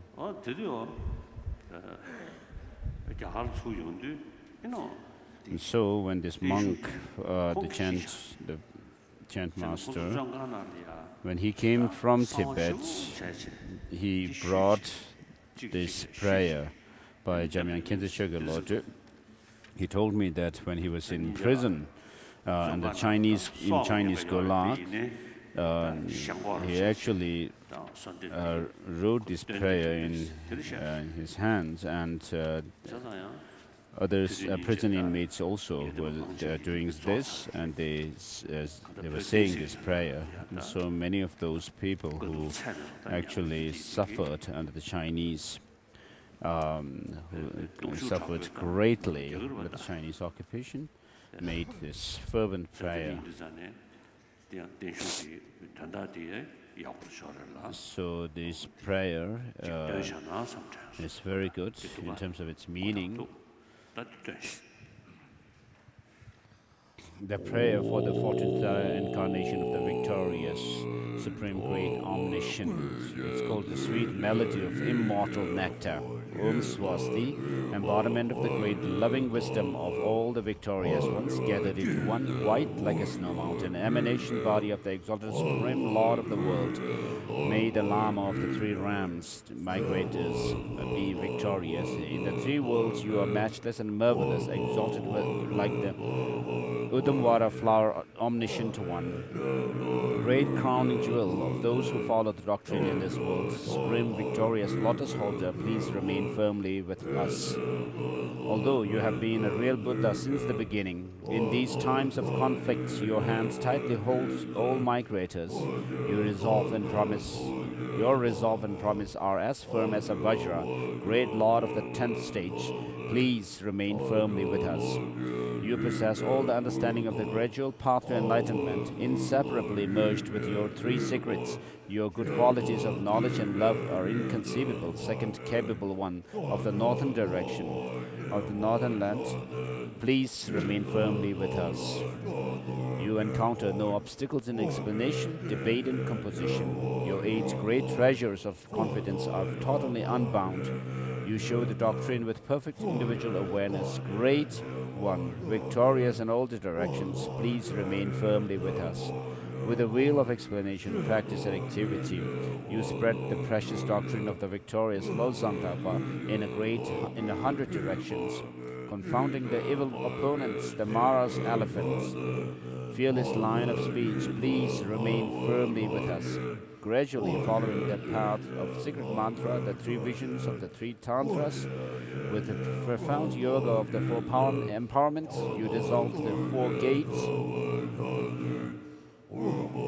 You have directly attained the wisdom of the 4 bodies, all-pervading, powerful holder of the Vajra. Please remain firmly with us. By the sun of the innate wisdom of non-dual profundity and clarity, Mahamudra, the actual mode of abiding in awe of all things, you dispel the darkness of samsara and nirvana. Yogi, great Lord, please remain firmly with us. You lead the generous flow of the 4 maturing and liberating rivers, the treasure of all the secrets of the ocean of tantras, into the fields of those fortunate ones to be subdued. Honor of the holder of secrecy, please remain firmly with us. All phenomena of samsara and nirvana appear as the play of interdependence. Though they appear so, they have been unborn and well pacified from the very beginning. Skillful teacher of the profound middle path, free from all elaborations, Lord of the Nagas, please remain firmly with us. The lineage bearer Pundarika, the Kulika Pundarika, the erudite teacher of perfectly expounded, who perfectly expounded the inseparability of the outer, inner, and the alternate Kala chakra, manifested as a virtuous friend in the country of Tibet, essence of the primordial Buddha, please remain firmly with us. All phenomena of samsara and nirvana are contained in the deep center of the clear light drop. The great perfection spontaneously devoid of decrease or increase. You have reached the city of the fruit through inaction and self-freedom. All good, primordial protector, please remain firmly with us. In short, you heroically pull with your hands the great chariots of the Buddha's whole doctrine without confounding them. Sole refuge of the doctrine and all migrators, Lord Tenzin Gyatso, please remain firmly with us. The crown jewel of the great ones in the three worlds, pay homage 100 times with respect and awe to his auspicious wheels of your lotus feet. Great King of the doctrine, please remain firmly with us. Lord of the gods, cutting through the Maras and Ashura's power, destroyer of the rocky mountain of bad views and wrong views, with 100-pronged Vajra of strength, power and force, fearsome, glorious Heruka, please remain firmly with us. As long as the earth, Mount Meru, the sun and the moon endure in the conceivable mansion of the changing three secrets, the Patala, pleasing to the doctrine, please remain firmly and permanently upon the Vajra throne by the blessings of the three supreme immortal deities and by the power of the truth of the Lamas, Yidams, Buddhas and Bodhisattvas. We ask blessings for the aims thus requested to be accomplished without obstacles. And next, we'll say the prayers of long life written by Dr. Rinpoche, and then the long life prayer of His Holiness written by the two late tutors.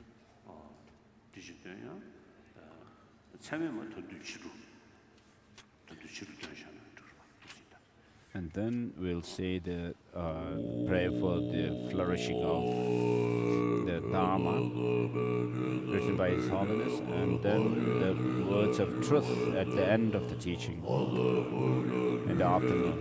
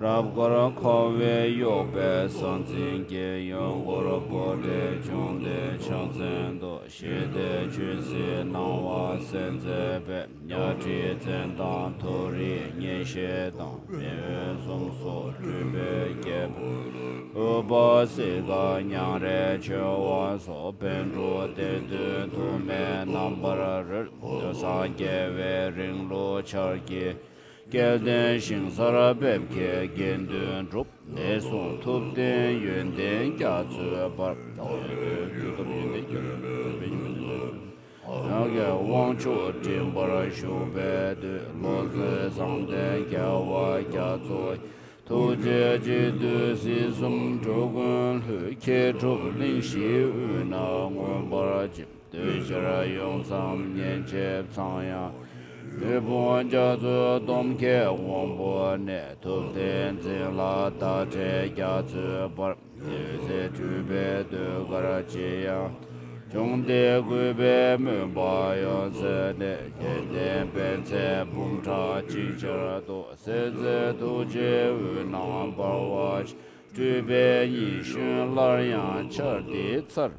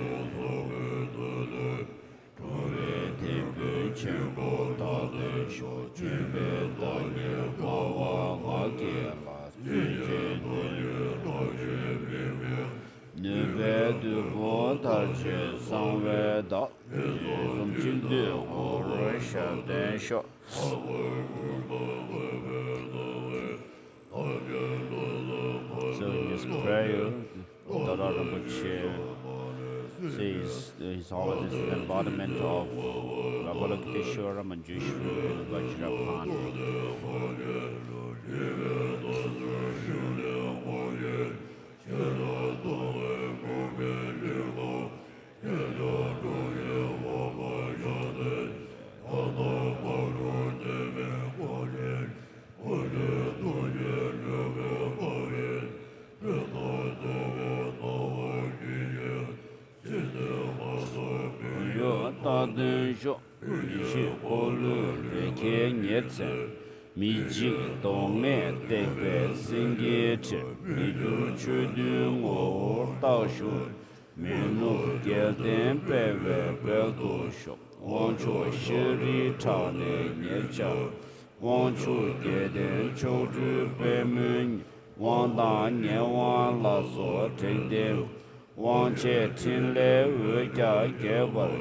Nam ya mi ju tu ji zao wa ling, ye ju tim ge ye dap ku ju shi, ye ge zo den bel ge tip se, zhou wa gun la ge so de wa shou.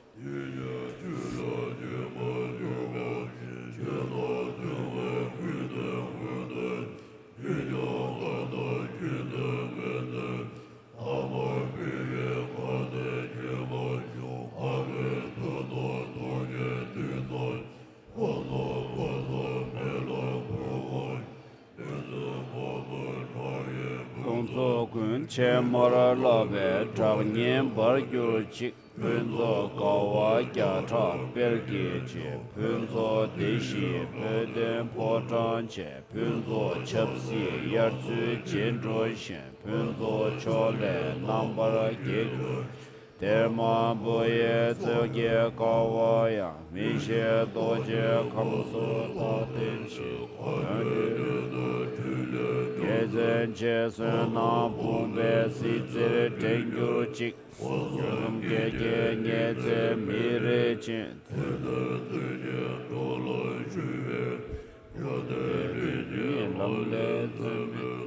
Chotu Wadro De La Top Joje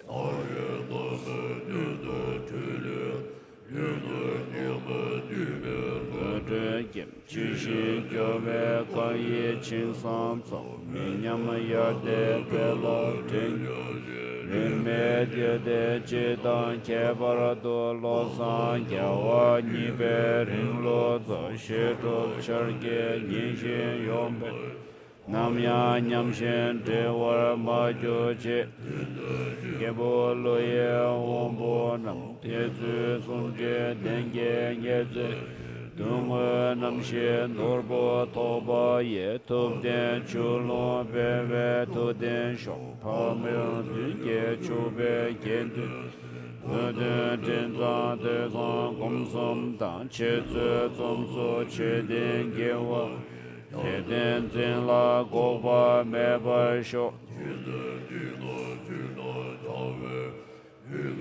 Dangara Kunge Tunom Nen Geme Kesin Zoden Yarke Shinren Ombara Sho Rinne Ten La Lobara Ko Dube Lamin La Lu Chogyur So Misun Taye Gyaru Sonjo Ransar Shishin Lu Do Nyambar Sho Zerab Gundo Chana Pegach Virginia, Tombe, Susan, Jimmy,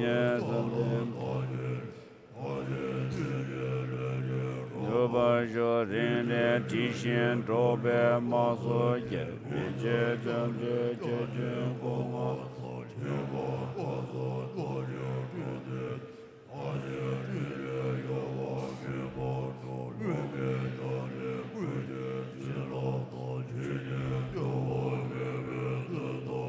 Lasso Dabe Toye Membe Den Gangme Ringe Drobe Doshi.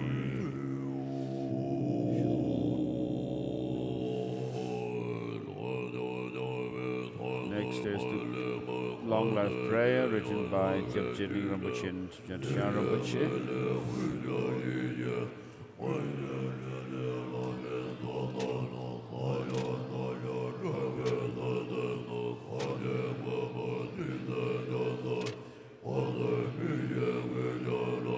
It's a song of immortality, Om Swasti, O Gurus, O our Gurus and your lines of Lamas, from whom we have the deepest gratitude, for whom we have the deepest gratitude, you who are the repository of the three secrets of innumerable Buddhas, who miraculously manifest according to each devotee's capacity, to you who are the wish-fulfilling gems, the source of all virtues and good qualities. We offer our prayers with intense devotion, that Tenzin Gyatso, protector of the land of snows, may live for 100 years. Pour on him your blessings, that his aspirations might be fulfilled.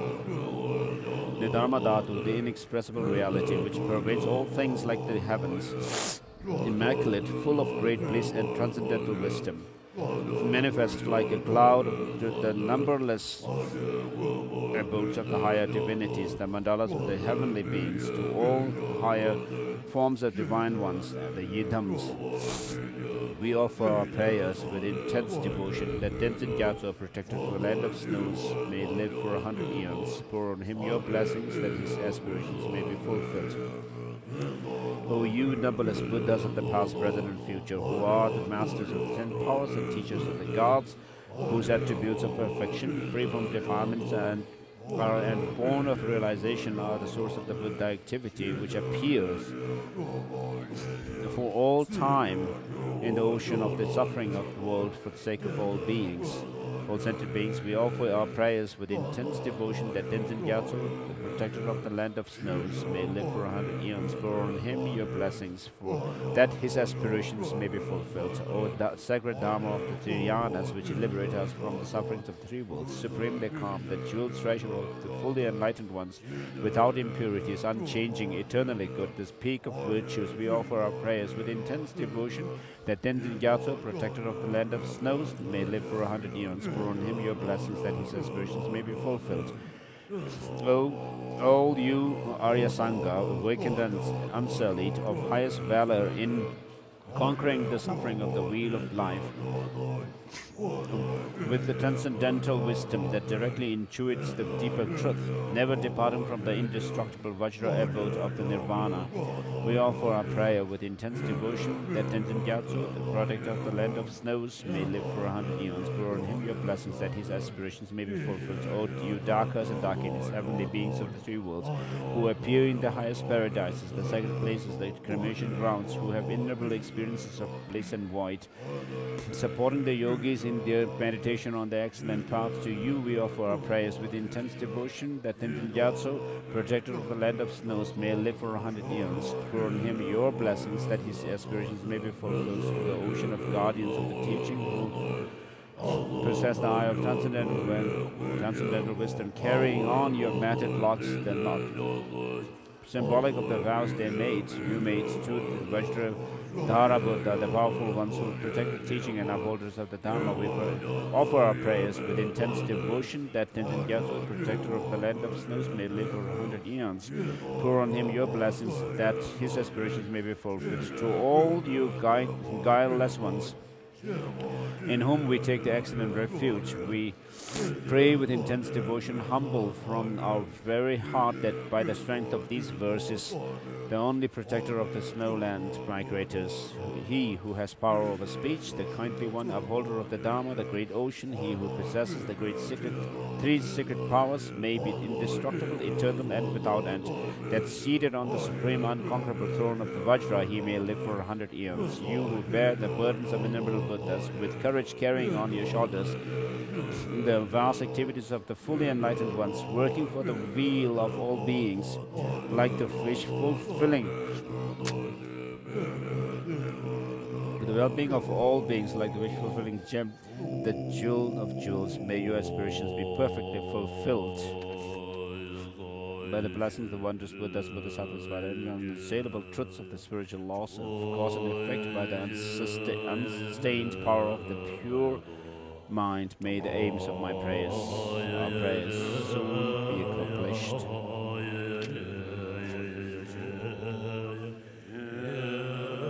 Mandala offering, this land anointed with this ground, anointed with perfume, strewn with flowers, adorned with Mount Meru, four continents, the sun and the moon, I imagine as a Buddha hand, and offer to you. May all beings enjoy this pure land.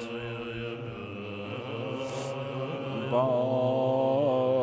the soul.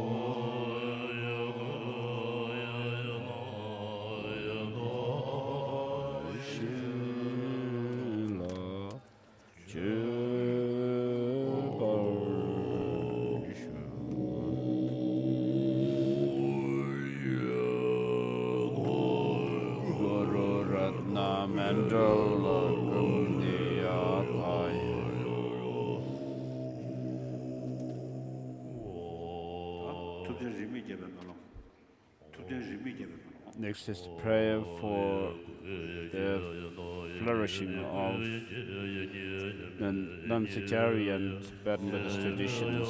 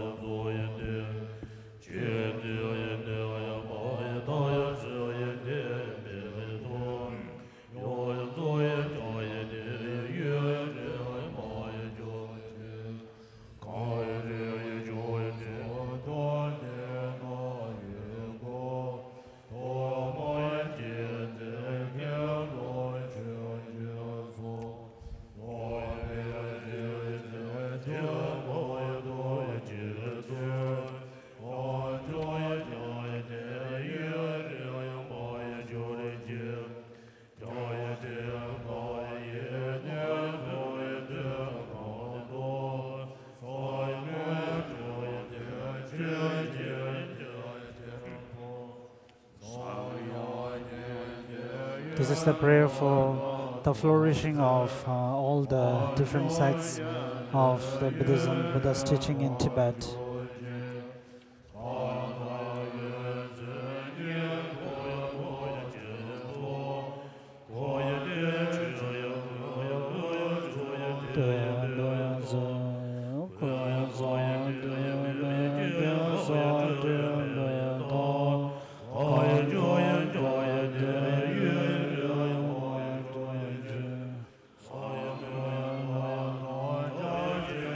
From here is the homage to the masters through the contact, the vast contact, and also the profound wisdom emptiness. The great master of Atisha, and may those teachings of Buddha in Tibet flourish.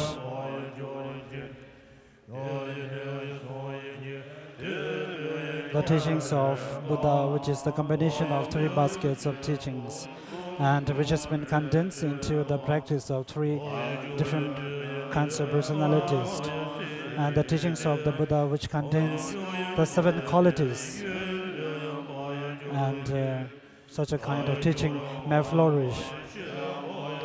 The great translator, Maba and Doje, and so on, and the lineage of blessings, and also the Kagyu traditions, and with irrespective of all the traditions, may the teachings of the Buddha flourish.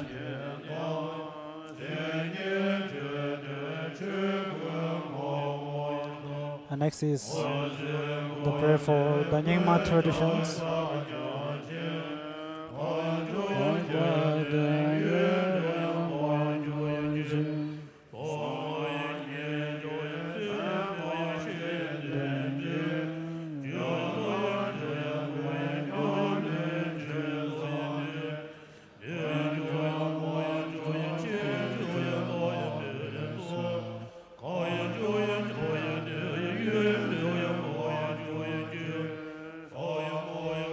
Next is the praise for Lama Tsongkhapa's teachings, which is the combination of the vast contact practices and the profound emptiness practices, which has been combined together, and which has been taught in such a very well manner, so that the devotees are very able to practice in very swift manner. So such as these teachings of Lama Tsongkhapa may flourish.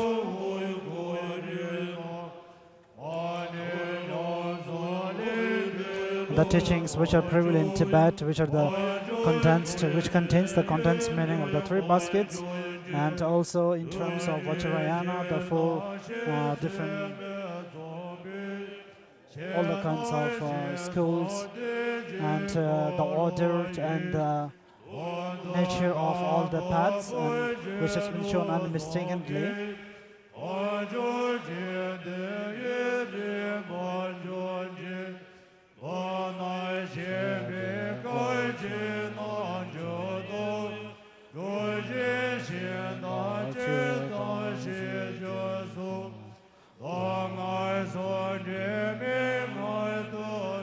So in summary, all the 10 different kinds of lineages and the great teachings coming through the 2 trailblazers, and also the teachings which are very rich with both sutra and tantric practices.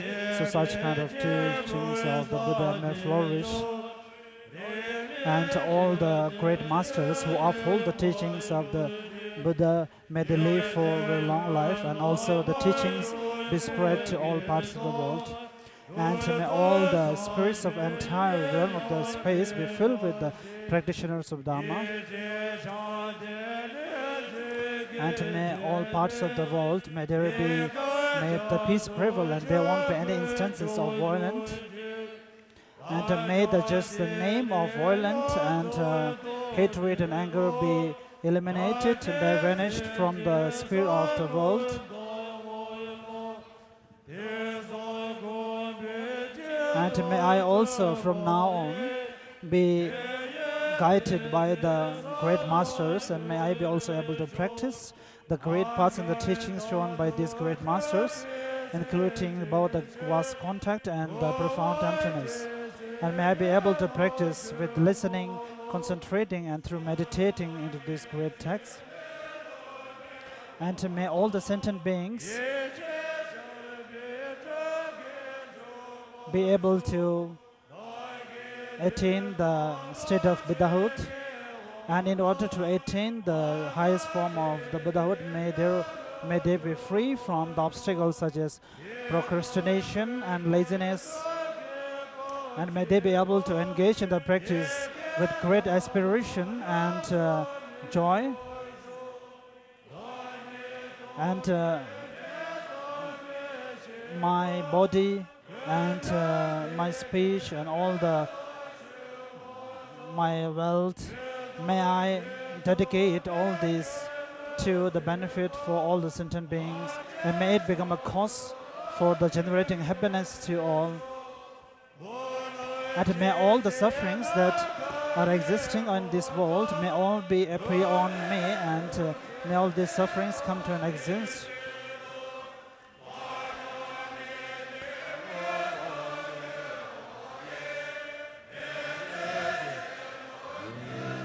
And may, as long as the space remains and as long as the sentient being remains, may I too remain and with directly or indirectly be able to benefit all the sentient beings. There is a small text here.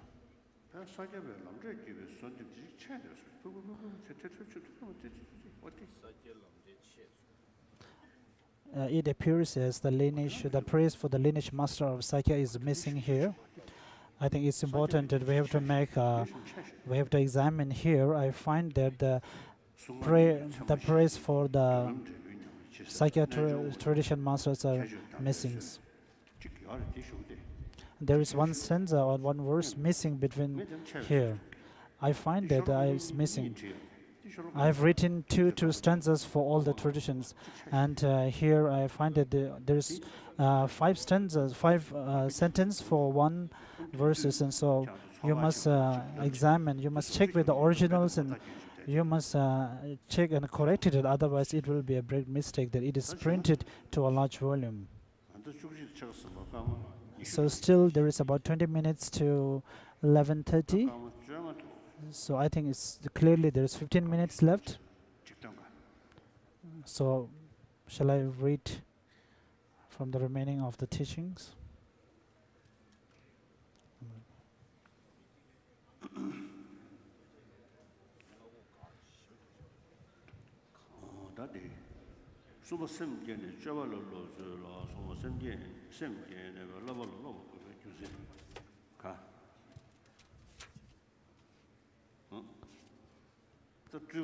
When the Lama Rinpoche, the great tradition about enlightenment, and the page number 100.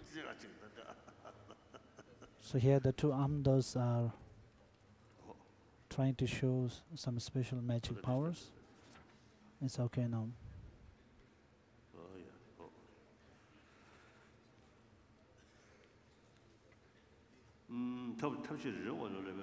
When page number 102, Lama Rinpoche, the explanation of the process of learning the precepts. The explanation of the process of learning the precepts of 2 parts: how to train in the Mahayana in general, and how to train specifically in the Vajrayana, how to train in the Mahayana in general. The explanation of how to train in the Mahayana in generation has 3 sections. Establishing the desire to learn the precepts of the spirit of enlightenment in the discipline of individual liberation in Tantra. I think it's not right. Maybe I make a mistake.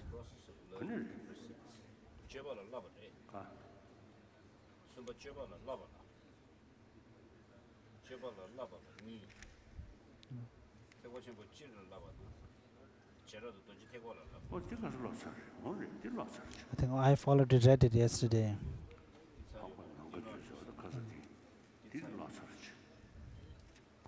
I've already read that yesterday.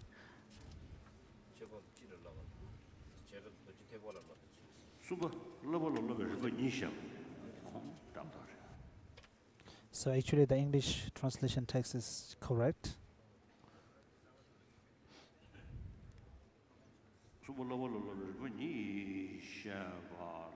explanation of the process of learning the precept. The explanation of the process of learning the precept of two parts: how to train in the Mahayana in general, and how to train specifically in the Vajrayana.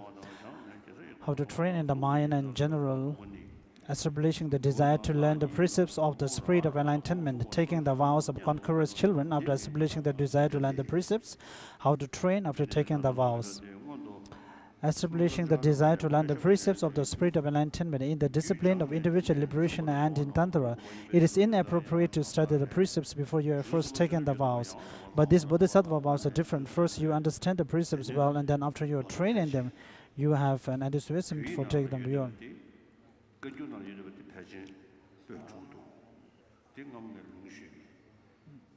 The text is existing in Tibetan translation. It's about 6 volumes.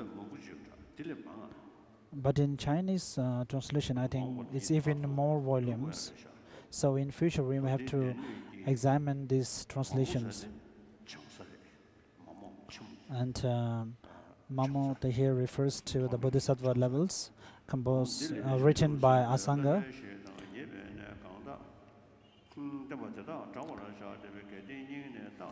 In this regard, the Bodhisattva level says, for persons wanting to take the ethical discipline vows of a Bodhisattva, you must first make known and advance the fundamental precepts and the source of all of Bodhisattvas stored here in the summary of Bodhisattva fundamentals for the Bodhisattva scriptural collection of the discourses.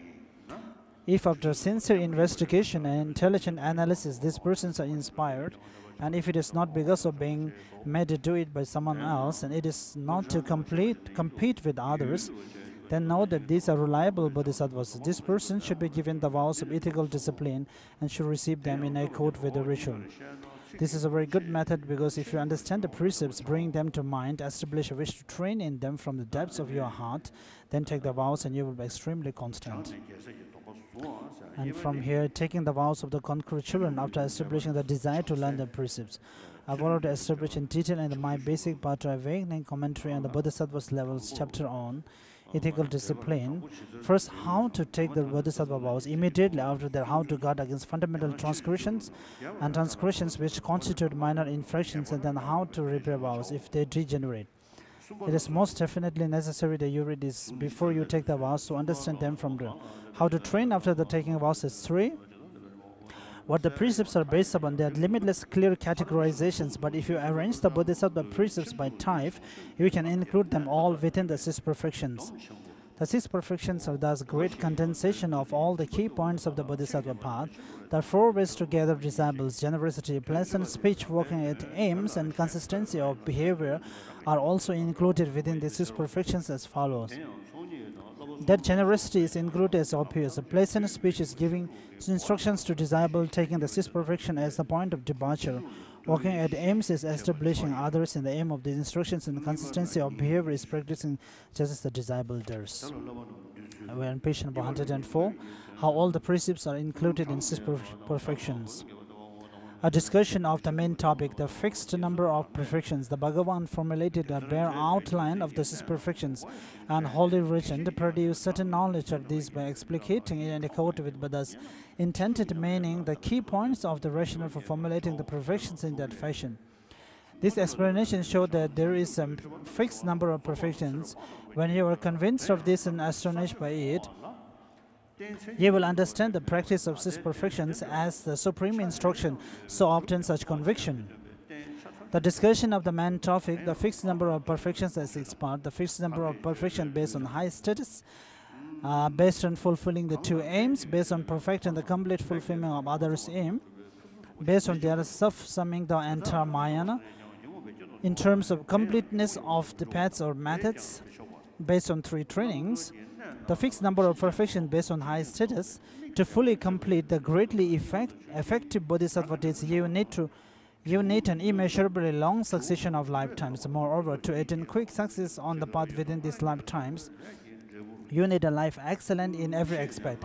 Our present life is not excellent in every aspect, but rather has only some of the aspects of full excellence. If we do not make progress with it, though we practice the teachings, you need a life that has 4 kinds of excellence. Resources to use, a body with which you act, companions together with whom you act, a work that you are able to accomplish once undertaken, Since in many cases these kinds of excellences alone may themselves become conditioned for afflictions, you must not fall under the control of afflictions. As just the 4 kinds of excellences are not sufficient, you must also distinguish well in regard to what to adopt and what to cast aside, precisely what things to do and to stop doing. Otherwise, just as a bamboo or a plantain tree dies after giving fruit, or a mule dies with pregnancy, you will be destroyed by the 4 excellences. The wise understand how they seek the 4 excellences. Control of the afflictions and the knowledge of what to adopt and what to cast aside are the results of earlier virtuous actions, and they strive again and steadily increasing their causes. The unwise use the result of their earlier accumulations of the virtue and exhaust them. As they do not increase them anew, they reach the brink of their future suffering. When you again produce these 6 in future lives, their production will not be causeless, or from discordant causes, but rather from concordant causes that are perfections, fixed as 6 in number. Therefore, in this lifetime, you must repeatedly habituate yourself to constant reliance on the 6 perfections, because the superiority of the effect is commensurate to the superiority of the causes. A life with the 4 excellences constitute temporary high status, whereas the ultimate high status, which consists of ultimate excellences of body, etc., exists as the Buddha level. Thus, the ornament for the Mahayana Sutra says, high status possessed of excellent resources and body, excellent companions and undertakings, not going under the power of afflictions, and never being mistaken in activities. The first number of perfections based on fulfilling the 2 aims. When someone in such a life of high status learns the Bodhisattva deeds, these activities are comprehensively categorized as 2, those which fulfill your own aim and those which fulfill the aim of others. Therefore, there is a fixed number of perfections based on fulfilling the 2 aims. To fulfill the aims of others, you must first have them with material goods, since no benefit will come from generosity accompanied by harmfulness towards living beings. You need ethical discipline, which is the great purpose of others, in that it is the state of desisting from harm to others and causes of such harm. To bring this to its full development, and also need patience that disregards the harm done to you, or if you are impatient with harm and retaliate a time or 2, you will not attain pure ethical discipline. When you do not retaliate because of your patience, you prevent others from accumulating a great amount of sin and bring them to virtue by inspiring them with your patience. So this practice has a great purpose for others. You attain your own aim, the bliss of liberation, through the power of wisdom. Since you will not attain this with a distracted mind, you must set your mind in meditative equipoise by means of meditative stabilization, obtaining a mental serviceability wherein you intentionally set your attention on any object of meditation. Since a lazy person does not produce this unit, joys, perseverance day and night that never slackens. So this is the basis of the other perfections. For accomplishing the 2 aims, then the number of perfections is fixed as 6. The ornament for the Mahayana Sutra says, those who strive for the aims of beings, work at giving non-harm and patience, when completely fulfill their own aims, with stabilization and liberation together with their basis. In these 6, there is no complete fulfillment of others' aims. The mention of stabilization and liberation differentiates between the 2 as the stabilization of the mind on the object of meditation, this being the imprint of the meditative stabilization, and the liberation from silent existence, this being the imprint of wisdom. Notice that this does not mistake meditative serenity for insight. As this is so, those who assert that the meditation of fixing one's attention in the absence of conceptual thought is meditation on the profound, are speaking of a meditation that is a single portion of meditative stabilization, that is one of the 6 perfections. You must attain certain knowledge of the 6 perfections in their entirety. The fixed number of perfections based on perfecting the complete fulfillment of other aims. You first relieve others' poverty by giving away material goods. Then you do no harm by any living being. In addition, are patient with harm done to you. Without becoming dispirited, you joyously persevere at helping those who harm you. You depend on. And here the wisdom refers to the wisdom which comprehends the no-selfness on the phenomenons. Through relieving others' bounty, not harming them, being patient with their harm, not being dispirited with what they do, delighting them and speaking well to them, you fulfill others' aims, which fulfills your own. This verse, together with the one above, says that it is not possible to fulfill others and your aims without relying on the six perfections. Once you are certain about the way in which you fulfill your own and others' aim through the six perfections, you will have respect for the practice of them. The fixed number of perfection based on there is subsuming the entire Mayana. You are indifferent to resources because you are not attached to those you have and do not pursue those you lack. Page number 108. The fixed number of perfection in terms of completeness of paths or methods. The path that is a method for not being attached to the resources that are your possession is generosity, because you become free from attachment to your things but become habituated to giving them away. The method for restraining yourself from the distraction of trying to possess what you do not possess is ethical discipline. For you, when you maintain a monk's vows, you do not have all the distractions of making a living. The method for not abandoning living beings is patience, because you do not despair at the suffering caused by harm others inflict. The method to increase virtues is joyous perseverance, because you increase them when you joyously persevere at what you undertake. The methods for clearing away obscurations are the final two perfections, because meditative stabilization clears away the afflictions and wisdom clears away the cognitive obscurations. Thus, the perfections are fixed as 6 in number. The ornament for Mayana Sutra states, non-attachment to object is a path, another is restraint from the distraction of obtaining them. Not abandoning beings, increasing virtues, and clearing away the obscurations are others. Page number 109. The fixed number of perfections based on 3 trainings, the nature of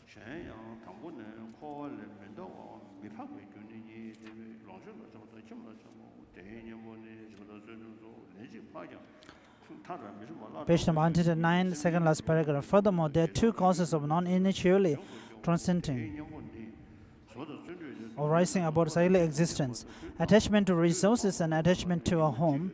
The remedies for these are generosity and ethical discipline, respectively. You may rise above this attachment once still turned back without reaching the end.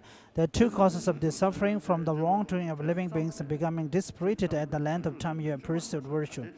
The remedies for these are patience and joyous perseverance, respectively. Once you understand how to sustain a disregard for all sufferings and harm, as well as an enthusiasm which views even an eternity as though it were one day, you must practice them in various ways. If you do this, you will produce the patience and joyous perseverance that are capable of functioning as remedies to what causes you to turn back. Thus, they are extremely crucial. Never mind the matter of the Bodhisattva does, even with regard to present-day cultivation of virtue. There are many who start out, but few who do not turn back after a while, because the forbearance for the slightest hardship is tiny and their enthusiasm for the path they cultivate is tepid. This is the result of their not putting into practice the personal instructions associated with patience and joyous perseverance. There are 2 causes for letting your virtue go to waste, even if you do not turn back after a while: distraction, wherein your attention does not stabilize on the virtuous object of meditation, and faulty wisdom. The remedies for this are meditative stabilization and wisdom, respectively. Meditative stabilization is a remedy because it is said that even virtuous practices such as repetition of mantra and daily recitations are senseless if your attention wanders elsewhere. Wisdom is a remedy because if you fail to develop the wisdom that fully delineates a topic in collections of the Buddhist knowledge, you will be mistaken about what to adopt and what to cast aside, even the obvious, and will then conduct yourself wrongly. This fixes a number of perfections that are 6 in terms of there being remedies that eliminate the class of phenomena that are incompatible with virtue. The number of perfection is fixed at 6 based on the fact that they are a foundation for achieving every quality of a Buddha. So we're on page number 111. Let's stop here for a while. It's a mantle offering to thanking Master for giving us the great teaching.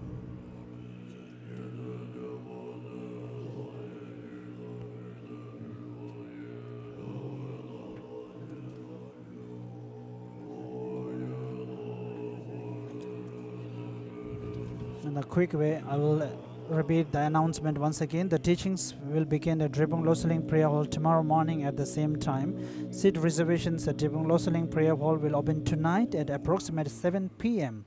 The foreign